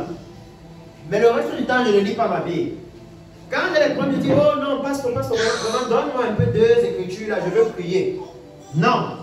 Il dit, celui qui médite jour et nuit, alléluia, il va maintenant commencer à agir fidèlement. Et c'est à partir de ce moment qu'on dit, si tu gardes mes préceptes, ça veut dire que les règles qu'il va voir dans la parole de Dieu, les fonctionnements établis de Dieu, par exemple, quand il va voir que Dieu juge le péché, il va garder ça dans son cœur. Quand il va voir que Dieu bénit le juste, les oreilles de Dieu entendent les cris des justes, il va garder ça dans son cœur. Quand il va voir que Dieu aime le cœur repentant, il va garder ça dans son cœur. Alléluia. Il va garder ces préceptes-là. Mais comment ça va se faire s'il ne reçoit pas la parole? S'il ne médite pas la parole, comment ça va se faire? Alléluia. C'est pourquoi je mets beaucoup l'accent sur l'Église ces temps-ci. S'il vous plaît, commencez à méditer la parole de Dieu. Commencez à lire la parole de Dieu. Commencez à aimer la parole de Dieu. Et pour moi j'aime partager simplement, mais comment moi-même je prie. Ce n'est pas compliqué souvent. Si je sens un moment que non, je ne suis pas très concentré sur la parole de Dieu. Peut-être qu'il y a certaines activités autour de moi. Je vais me repentir. Je demande au Seigneur, donne-moi d'aimer ta parole. Je ne peux pas aimer la chose aussi plus que ta parole. Parce que la chose ne peut pas m'amener au ciel. Alléluia. Il faut se mettre cartésien. Alléluia. Là où ça te dépasse, c'est de reconnaître que Seigneur, ici, ça me dépasse. Il y a quelque chose qui me challenge. J'aime la mode. J'aime la tendance de maintenant. Je ne veux pas dire trop mon temps sur le téléphone. Seigneur, le téléphone, c'est en aucun cas ça ne peut me sauver. Bientôt, ça va même se gâter et je vais devoir remplacer. Alléluia. Donc, j'ai besoin que tu m'aides. Alléluia. C'est ça que le Seigneur demande à l'Église. Il dit non, si nous pouvons garder ces préceptes, si nous pouvons garder seulement l'importance de venir à l'Église, qu'est-ce que ça amène de venir dans la maison du Seigneur? Alléluia. Il dit qu'à partir de là, nous sommes maintenant en chemin. Alléluia. Nous sommes en chemin pour la connaissance de Dieu. Parce que je dois vous dire une chose. Chercher le Seigneur, chercher à connaître le Seigneur, va finir seulement quand finalement nous le verrons tel qu'il est. Alléluia. Oh oui, parce que si quelqu'un, je vous ai pris l'exemple tout à l'heure de quelqu'un qui doit nous rendre visite, mais on ne l'a jamais vu. On ne sait pas qui il est. Chaque jour, on se renseigne que la personne que tu dis qu'il doit venir, tu dis que c'est une star, lui. Il passe à la télé. On te dit non, il ne passe pas. Tu dis, mais c'est quel genre de star? Il est comment? On te décrit, on te décrit, on te décrit. Mais en réalité, tu ne vas finir de le connaître que quand tu le verras. Tant que tu ne l'as pas vu, tu ne le connais pas encore bien. Parce qu'on peut te dire qu'il est brun. Et maintenant, toi, tu imagines que non, il est comme un métis. Alors que non, il n'est pas brun comme ça. On peut te décrire n'importe comment, mais tu ne peux pas avoir l'image nette tant que tu ne l'as pas vu. Alléluia. On peut te dire il est brun. Et une autre personne aussi, qui est brune arrive et elle cogne. Et tu tombes dedans sur la personne. Oui, bienvenue. Tu dis, c'est quoi ça? Tu dis, mais c'est toi quoi? Tu dis, non, moi je suis l'agent de la Soudée. D'ailleurs, voici ta facture. Tu n'as pas fait. Alléluia. Tu vois que non, c'est seulement quand tu l'auras vu que tu sauras que, ok, maintenant je sais de qui il s'agit. Je sais à quoi il ressemble. Je sais comment il est. C'est pourquoi dans la Bible, il nous dit non. Dans le livre de 1 Jean, chapitre, je pense 3, là-bas, verset 1 à 2, que non. Que lorsqu'il viendra, nous le verrons tel qu'il est. Alléluia.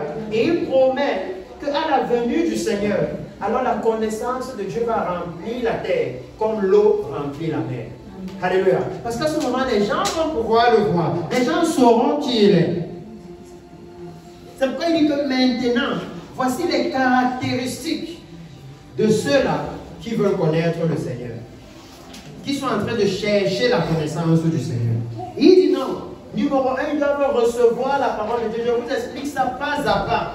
Parce que j'ai regardé que c'est un travail qu'il faut faire dans l'église. Vous avez même des chrétiens qui lisent la Bible, mais qui ne savent pas que quand tu lis la Bible, tu dois te laisser convaincre par la Bible. Tu ne dois pas lire la Bible comme une simple histoire. Quand tu lis un endroit là où ça touche ton cœur, et souvent ce qu'on fait, c'est qu'on fait. D'autres personnes, si tu parles avec eux, je me souviens toujours d'un ami qui était de cet évangile qui dit sauver une fois, sauver pour toujours. Et il aimait tellement me dire ça. Et un jour, on était à Daïdo, je lui dis, mais mon frère, toi tu me dis même toujours ton affaire, est-ce que tu sais que la Bible dit qu'on est sauvé en espérance? Il me dit, je sais, mais je n'aime pas la partie. Donc au lieu de se laisser convaincre que c'est ce que la Bible dit, c'est un fait. Lui il dit que non, la partie si là, moi je n'aime pas lire ça. Je n'aime pas ça parce que moi je préfère savoir que je suis déjà sauvé, même si je fais n'importe quoi, je vais entrer au ciel. Mais quand on dit qu'on est sauvé en espérance, ça veut dire que non, c'est pas sûr que je vais entrer au ciel. Et je lui dis non. C'est donc ça, c'est pourquoi il dit non. Quand on est comme ça, on ne peut pas parvenir à la connaissance de Dieu. Parce que vous êtes en train de faire comme si on vous dit non, la personne qui vient te voir là, il est brun. Et tu vas dire, ah moi je n'aime pas les gens qui sont brunés, vraiment. Est-ce que c'est ça le problème? Accepte la personne comme elle est. Alléluia. Accepte-la comme elle est. C'est pourquoi le Seigneur dit que voici le moment où nous devons ouvrir nos cœurs à la parole du Seigneur.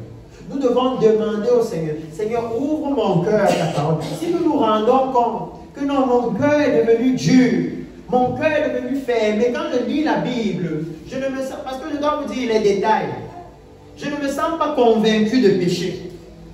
Alléluia. Je ne me sens pas convaincu d'avoir mal agi. Amen. Parce que la Bible nous dit que la loi est sainte. Alléluia. Ça veut dire que le livre aussi est saint. Vous savez ce que ça veut dire? Ça veut dire que si tu lis ça, ça va te montrer ton péché. Parce que c'est saint. Alléluia. Si tu lis ça, ça doit éclairer tes ténèbres. Parce que c'est saint. Amen. Et pour que ça éclaire nos ténèbres, il faut qu'on ouvre notre cœur. Alléluia. Il faut qu'on ne vienne pas en voulant cacher une partie de ceci, en voulant cacher telle attitude, en voulant cacher comme ça. Non, venons avec le cœur ouvert. Si on lit telle partie, cherchons à comprendre. C'est ça qu'il dit, méditez la parole de Dieu. Ne dites pas, non, on a dit il faut se vêtir décemment. Bon, moi je suis déjà décent. Qui t'a dit ça? Cherchez à savoir, Seigneur, qu'est-ce que toi tu appelles la décence? Alléluia. Si vous cherchez, vous allez trouver dans la Bible. Dieu va vous éclairer. Il va vous amener jusque là pour vous montrer que regarde, voici ça, voici ça ici. Dieu est capable de le faire. Le problème, c'est que les chrétiens ne méditent plus. Il ne médite pas. Ça veut dire qu'il ne se pose pas de questions. Pourtant, la Bible nous dit que celui qui réfléchit sur les choses trouve le bonheur. Alléluia. C'est comme ça qu'on a fait pour créer les téléphones, les ordinateurs. Mais pour nous, encore, on nous dit de méditer sur quoi? Sur l'éternité. Alléluia. Ce qu'aucune technologie n'a encore pu faire. Dieu nous dit de méditer dessus. Amen. Parce que c'est en méditant dessus que nous gardons la parole en nous. En réfléchissant dessus. En réfléchissant dessus. Et vous voyez, le Seigneur dit que si tu rends ton oreille attentive à la sagesse, si tu inclines ton cœur, alléluia.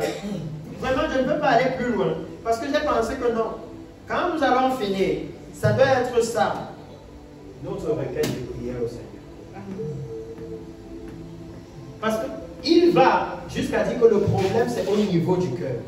Que si tu inclines ton cœur, et j'ai partagé ça ici quand on faisait le discipulat.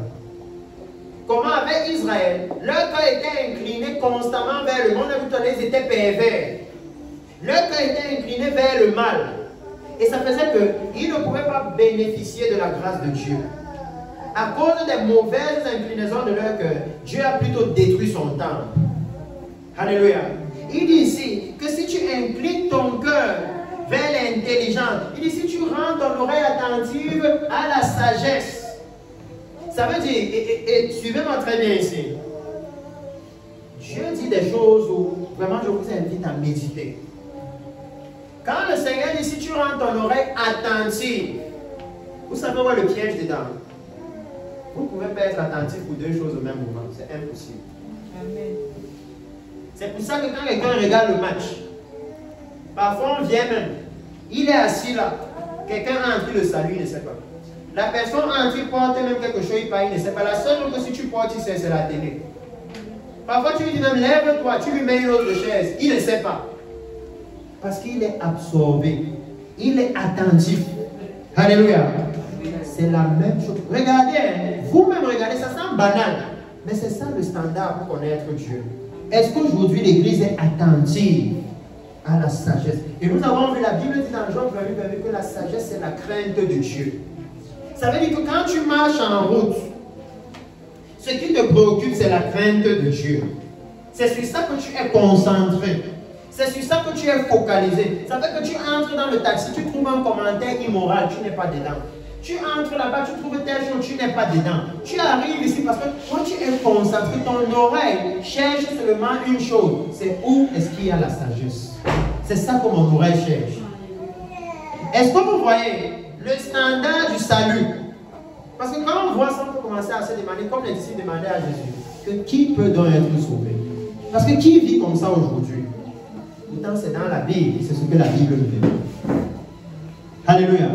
C'est dans la Bible, c'est ce qu'il nous demande. Que l'on rende ton oreille attentive. Ça veut dire que Dieu veut qu'on soit focalisé quelque part, concentré sur quelque chose. Comme avec l'enfant à l'école. Quand on envoie l'enfant à l'école, on dit non, quand tu as l'école, il faut te concentrer sur ce que le maître dit. C'est ça, non? Mais c'est la même chose que Dieu nous dit. Pour vous aussi, soyez focalisés, soyez attentifs à la sagesse. Alléluia. Ne vous retrouvez pas dans n'importe quoi. Il dit inclinez votre cœur vers l'intelligence. Ça veut dire quoi? Nous devons voir en nous-mêmes que je n'aime pas faire ce qui est mauvais. J'aime faire le bien. Alléluia. Pas le bien selon moi. Pas le bien selon Dokoti. Parce que par exemple, à Dokoti, quand vous rentrez le soir, se mettre au milieu de la chaussée pour prendre le taxi, c'est bien. Les gens se mettent littéralement au milieu de la route pour stopper le taxi. Et ça crée les embouteillages et les mêmes personnes se plaignent. Et ils trouvent que c'est bien. Donc c'est leur bien. Maintenant, il fait le bien selon Dieu. Ce que Dieu appelle bien, c'est ça qui est le vrai bien. Alléluia. Amen. Tout ce que nous on peut penser être bien, beaucoup de ces choses ont des répercussions impensables dans nos vies. Alléluia. C'est pourquoi il dit que non. Que regardez, il y a un chemin pour parvenir à la vérité. C'est pourquoi il dit que ce que Dieu veut, c'est que tout homme soit sauvé et qu'il parvienne à la connaissance de la vérité. Alléluia. Qu'il parvienne, ça veut dire c'est un chemin à parcourir. Alléluia. Ce n'est pas qu'il va se lever un matin et il connaît la vérité, non. Il doit parvenir. Et il dit qu'il y a ce chemin à faire. Que nous devons incliner nos cœurs vers l'intelligence, donc vers le fait de se détourner du mal. Est-ce que vous réalisez que ce que je suis en train de vous dire, c'est un entraînement. Vous devez entraîner votre cœur à toujours vouloir faire le bien. Vous devez entraîner votre cœur à ce que même si tu viens chez quelqu'un, tu cognes, il te ferme la porte. Demain, quand il vient chez toi, tu ouvres la porte. Tu dois entraîner ton cœur à ça, à toujours faire le bien. Alléluia. Vous devez entraîner votre cœur à ne jamais vouloir se venger. Alléluia. Parce que Dieu dit dans la Bible, non, à moi la vengeance, à moi la rétribution. C'est pour ça que je dis aux gens, non, faites attention quand vous lisez la Bible. Certains disent, non, la loi c'était avant, la loi est finie. Je leur dis, c'est faux. La loi vous dit œil pour œil, dent pour dent. Mais est-ce qu'on vous disait qui va rendre le œil pour œil, dent pour dent là? Non. C'est pour ça que même maintenant, Dieu dit, non, à moi la vengeance, que je vais rendre, ne t'en fais pas.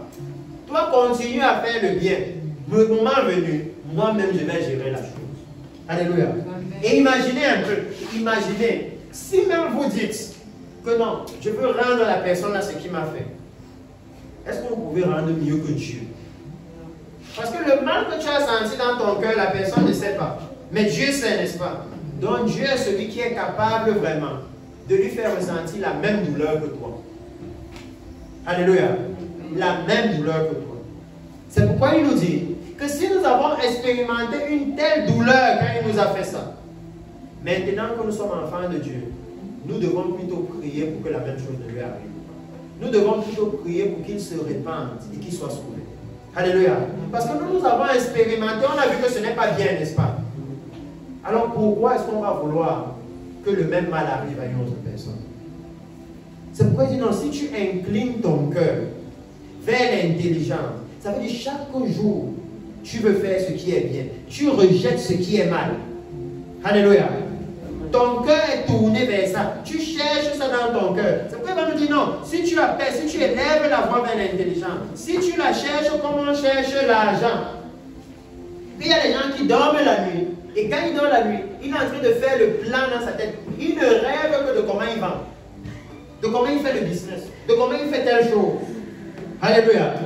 Il dit que non, si nous commençons à faire la même chose, je vous dis que parfois quand vous lisez comme ça, vous allez vous rendre compte que waouh, la vie chrétienne, ce n'est pas juste une affaire de je viens à l'église, on prie, on parle.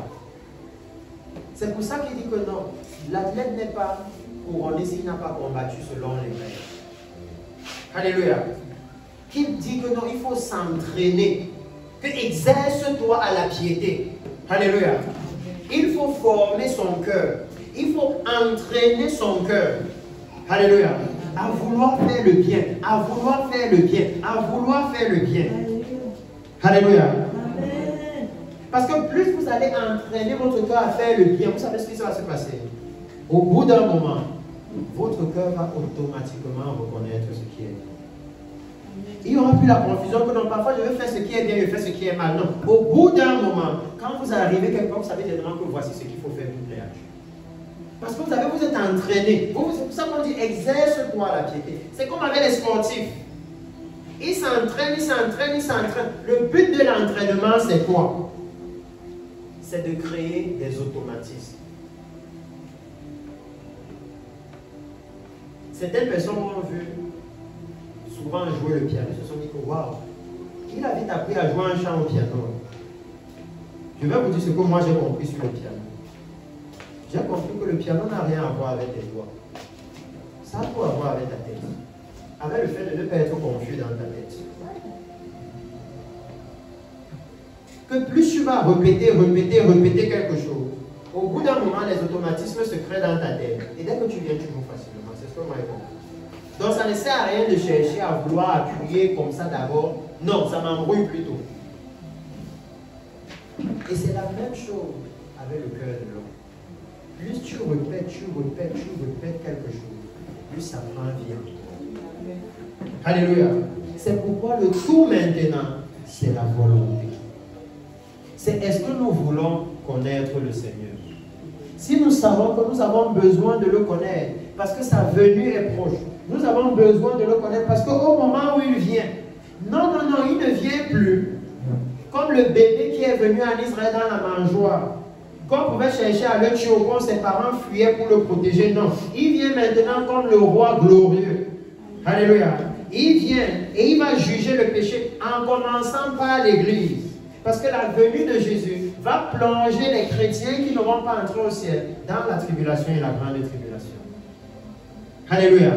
Il va les abandonner au jugement. C'est pourquoi quand vous lisez souvent les livres, même Proverbes chapitre 1, si vous le voyez au verset 20, va commencer à leur dire, puisque j'appelle et vous ne répondez pas, quand vous aurez besoin de moi, je vais aussi vous abandonner. Alléluia. Qu'au moment de la tribulation, il va les abandonner, il va seulement prendre ceux-là qui auront connu le Seigneur. Alléluia. C'est pourquoi ce matin, c'est important que nous nous posions les questions sur ces choses saintes. J'ai beaucoup à partager. Mais seulement, je me suis aussi dit que cette année, allons vraiment racler le fond de nos cœurs. Alléluia. Pour être sûr que quand le Seigneur vient, nous ne manquons en rien.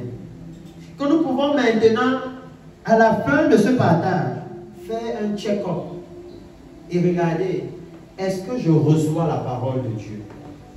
Quand je viens même à l'église et on lit la parole de Dieu et on dit ça, ce n'est pas bon. Est-ce que mon cœur accepte ça? Ou est-ce que dans mon cœur, ce sont les discussions qui commencent? Quand je viens, alléluia, est-ce que je garde cette parole? Est-ce que je la mets dans mon cœur? Est-ce que je commence à vivre par rapport à elle? Est-ce que je suis attentif à la sagesse? Ça veut dire, est-ce que je cherche la sagesse? Est-ce que je cherche à connaître le Seigneur? Est-ce que je cherche à vraiment connaître les choses de Dieu? Il dit, incline ton cœur vers l'intelligence. Alléluia. Vers quoi est-ce que mon cœur est incliné? Est-ce que mon cœur est incliné vers le gain? Est-ce que mon cœur est incliné vers quoi est-ce que mon cœur est incliné? Alléluia. Vers quoi est-ce que mon... Parce que quand il incline ton cœur, c'est vers quoi est-ce que ton cœur tend? Qu'est-ce que ton cœur recherche? Qu'est-ce que ton cœur désire? Est-ce que le désir de ton cœur, c'est de faire la volonté de Dieu? C'est de ça qu'il parle. Que dans mon cœur, je veux faire ce que Dieu veut. Vous voyez, à ce niveau, il n'est pas encore en train de dire que non, dans tes actes, il n'est pas encore en train de parler d'un chrétien qui agit de façon parfaite. Mais il est en train de parler des dispositions de cœur. Parce que c'est dans le cœur que tout commence. Si nous ne sommes pas transformés, c'est parce que le cœur a un problème. C'est comme le dit aux chrétiens, non. Il faut laisser le désordre. Le désordre de j'aime Dieu dans mon cœur. Si tu aimes Dieu dans ton cœur, on doit voir ça dehors. Alléluia. Il n'y a aucun homme qui va dire à sa femme, je t'aime de tout mon cœur, et il dort chez la voisine. Il rationne chez la voisine, il aime sa femme. Non, tu n'aimes pas ta femme, dis-lui la vérité. Je ne t'aime pas. Ça, c'est la vérité. Alléluia. Oh oui, parce que si tu l'aimes de tout ton cœur, les actes doivent suivre. Alléluia. Les gestes doivent suivre. Christ a aimé l'Église. Pourquoi il est mort à la croix pour elle? Alléluia. Donc tu ne peux pas dire quelque chose et tes actes disent le contraire. Tu dis non, c'est dans mon cœur, je ne le vois pas seulement. C'est faux. Alléluia. C'est très faux. C'est pourquoi le Seigneur dit non. Maintenant, c'est à nous de nous tourner vers lui. Et de lui demander de nous aider. De lui demander d'incliner nos cœurs. Alléluia. Parce que je dois vous dire qu'en réalité, être transformé à l'extérieur, c'est très facile. Alléluia. C'est une décision. Pour venir à l'église le matin, c'est une décision. Je veux aller à l'église. Et je me lève et je pars. Alléluia. Mais pour que le cœur soit transformé, ça demande l'intervention de celui qui a créé le cœur. Alléluia. Oh oui. Ça demande. Quand quelqu'un est même malade, regardez, quand quelqu'un marche là dehors, une voiture passe à l'éclabousse. C'est facile d'aller et de se laver, non? De laver même les habits, non? Mais quand on te dit que ton cœur est malade, n'est-ce pas, tu dois aller à l'hôpital, on fait les examens, on ouvre le cœur là pour enlever le problème. Alléluia. Là-bas, ça ne dépend pas de toi. Et c'est pourquoi, dans cette partie, quand nous parlons de connaître le Seigneur nous montre qu'il y a tout ce travail à faire. Voici les raisons maintenant pour lesquelles nous devons implorer le Seigneur, pour lesquelles nous devons crier au Seigneur. Alléluia. Que le Seigneur change nos dispositions de cœur, qu'il nous donne lui-même de rechercher l'intelligence comme on recherche l'argent. Parce qu'il dit, si tu la poursuis comme un trésor, alors tu comprendras la crainte de l'Éternel. Alléluia. Et tu trouveras la connaissance de Dieu. Alléluia. Parce qu'il dit au verset 6, car l'Éternel donne la sagesse, de sa bouche sortent la connaissance et l'intelligence. De sa bouche. Alléluia. Et lui nous décrit maintenant que puisque la connaissance là vient de sa bouche, alléluia, il nous décrit à qui est-ce qu'il dit dans la connaissance. C'est ceux qui reçoivent sa parole, ceux qui inclinent leur cœur vers l'intelligence, ceux qui rendent leur oreille attentive. Ça veut dire qu'ils aiguisent leur oreille. En d'autres termes, ceux qui ont circoncis leurs oreilles. Alléluia. Leurs oreilles ne sont pas là pour écouter n'importe quoi. Leurs oreilles cherchent la sagesse de Dieu. Ils ne sont pas dans n'importe quelle histoire, n'importe quel commentaire, n'importe quelle discussion. Non, ils cherchent la sagesse de Dieu. Amen. Alléluia. Alléluia. Et vous et moi, on peut voir que ça demande la transformation. Ça demande la vraie nouvelle naissance. Amen. Oh oui. Ça, ce n'est pas que non, je vais à l'église tous les dimanches.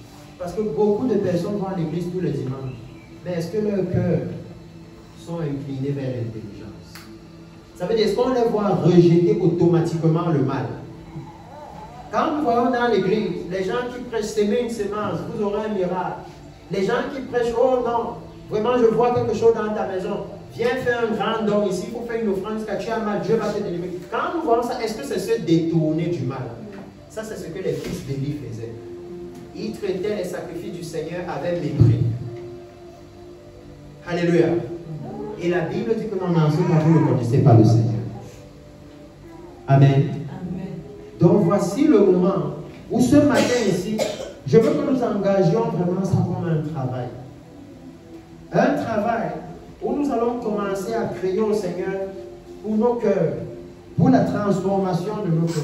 Où nous allons demander au Seigneur que le Seigneur ouvre nos cœurs à sa parole. Alléluia. Où nous allons crier au Seigneur, donc qui ne permet pas que nos cœurs se ferment à sa parole. Parce qu'il y a plusieurs choses que j'ai réalisées. Que parfois il y a la familiarité. On devient tellement habitué à la parole de Dieu qu'on banalise ça. Et c'était le cas pour les Juifs quand le Seigneur Jésus est venu. Alléluia. Le Seigneur pouvait dire à quelqu'un, il pouvait lui demander qu'est-ce que je dois faire pour avoir la vie éternelle. Et Jésus lui dit, ok, tu dois faire ça, tu dois faire ça, tu dois faire ça, tu dois faire ça. Il dit non, j'ai tout fait. Alléluia. Mais quand Jésus lui dit, va et vends tous tes biens, il oublie que c'est moi qui viens de demander ce que je dois faire pour avoir la vie éternelle. Et c'est ça qu'on est en train de me dire. Là maintenant, il oublie, devient triste. Alléluia. Ça veut dire que parfois, ce n'est pas qu'il ne connaissait pas la parole, il connaissait, il était capable de dire à Jésus, non, j'ai coché juste tout le reste. Mais si vous prenez le temps de lire par rapport à ce que Jésus lui demandait, une seule chose Jésus ne lui a pas demandé dans les 10 commandements, c'est tu aimeras le Seigneur ton Dieu de tout ton cœur, de toute ton âme, de toutes tes forces, de toute ta pensée. Ça, Jésus ne lui a pas demandé. Est-ce que tu as aimé Dieu de tout ton cœur, de tout... Si que la Bible devait aussi dire oui, j'ai fait. Quand Jésus a demandé non, est-ce que tu aides les pauvres? Oui. Est-ce que tu fais comme ça? Oui. Tu ne mens pas, tu ne voles pas? Oui. Si vous lisez même certaines versions des évangiles, la Bible va vous dire que Jésus l'a aimé. Alléluia. Donc quand Jésus l'a regardé, là, Jésus l'a aimé. Mais maintenant quand Jésus lui a dit, va vendre tous tes biens, viens et suis-moi. La Bible dit qu'il est devenu triste. Et ça, c'était simplement le premier commandement. Tu aimeras le Seigneur ton Dieu de tout ton cœur, de toute ton âme, de toute ta force, de toutes tes pensées. Jésus nous montrait là-bas que le commandement là, on n'a pas besoin de lui, on a besoin des faits. Amen. Alléluia. Que pour tous les autres là, tu peux dire oui comme ça là, et les gens témoignent même. Mais que pour celui-là, c'est seulement les faits qui vont dire. Si on te demande, est-ce que tu aimes le Seigneur? Je dis ça à l'église, que faites attention. Beaucoup de chrétiens, tu aimes le Seigneur? Oui. Tous les chrétiens vont te dire oui. Alléluia. Mais le Seigneur m'a maintenant dit, ok, allons maintenant dans les faits. Amen. Et vous voyez que le Seigneur, il ne veut pas biaiser le jeu. Il ne veut pas bafouer les règles. Il ne lui dit pas, bon, je veux voir si tu aimes le Seigneur. Il le met directement devant le fait accompli. Et les faits sont là. C'est que non. Il n'aime pas le Seigneur comme il pense là. Alléluia. Donc ce matin, je veux que nous puissions nous lever et que nous puissions parler au Seigneur. Si dans ces simples choses que nous avons vues, nous avons réalisé que, oh Seigneur, Seigneur, bien souvent mon cœur peut être fermé à ta parole. Je peux même entendre une prédication. Je peux entendre ton message. Je peux même lire la parole et je vois des choses où mon cœur est convaincu. Je sais que c'est ça, mais je n'accepte pas. Ce matin, c'est l'opportunité pour nous de parler au Seigneur. Si nous nous rendons compte que, oh Seigneur, je n'ai pas gardé ta parole en moi. Ta parole ne demeure pas dans mon cœur. Alléluia. Parce qu'il a dit que ce livre de la loi ne s'éloigne point de la je t'avoue, médite le jour et nuit. C'est comme ça qu'il le garde dans son cœur. En méditant ça, en gardant ça. Dans certaines versions de la Bible, il dit même que répète le jour et nuit. Alléluia. Que nous voyons maintenant que c'est à cause de ces choses. Parce que nous n'avons pas incliné nos oreilles vers la sagesse. Nous n'avons pas incliné nos cœurs vers l'intelligence. Nous n'avons pas été attentifs aux choses de Dieu. Alléluia. Que c'est à cause de cela. Parce que non, c'est seulement là qu'on va parvenir à la sagesse. Parce que c'est à la connaissance de Dieu. Parce que c'est la bouche de Dieu lui-même qui donne sa connaissance. Alléluia. Et là, le Seigneur nous montre à qui est-ce qu'il donne donc cette connaissance-là. Qui sont ceux-là? Alléluia. Donc, précieux peuple, nous allons ensemble faire cette prière de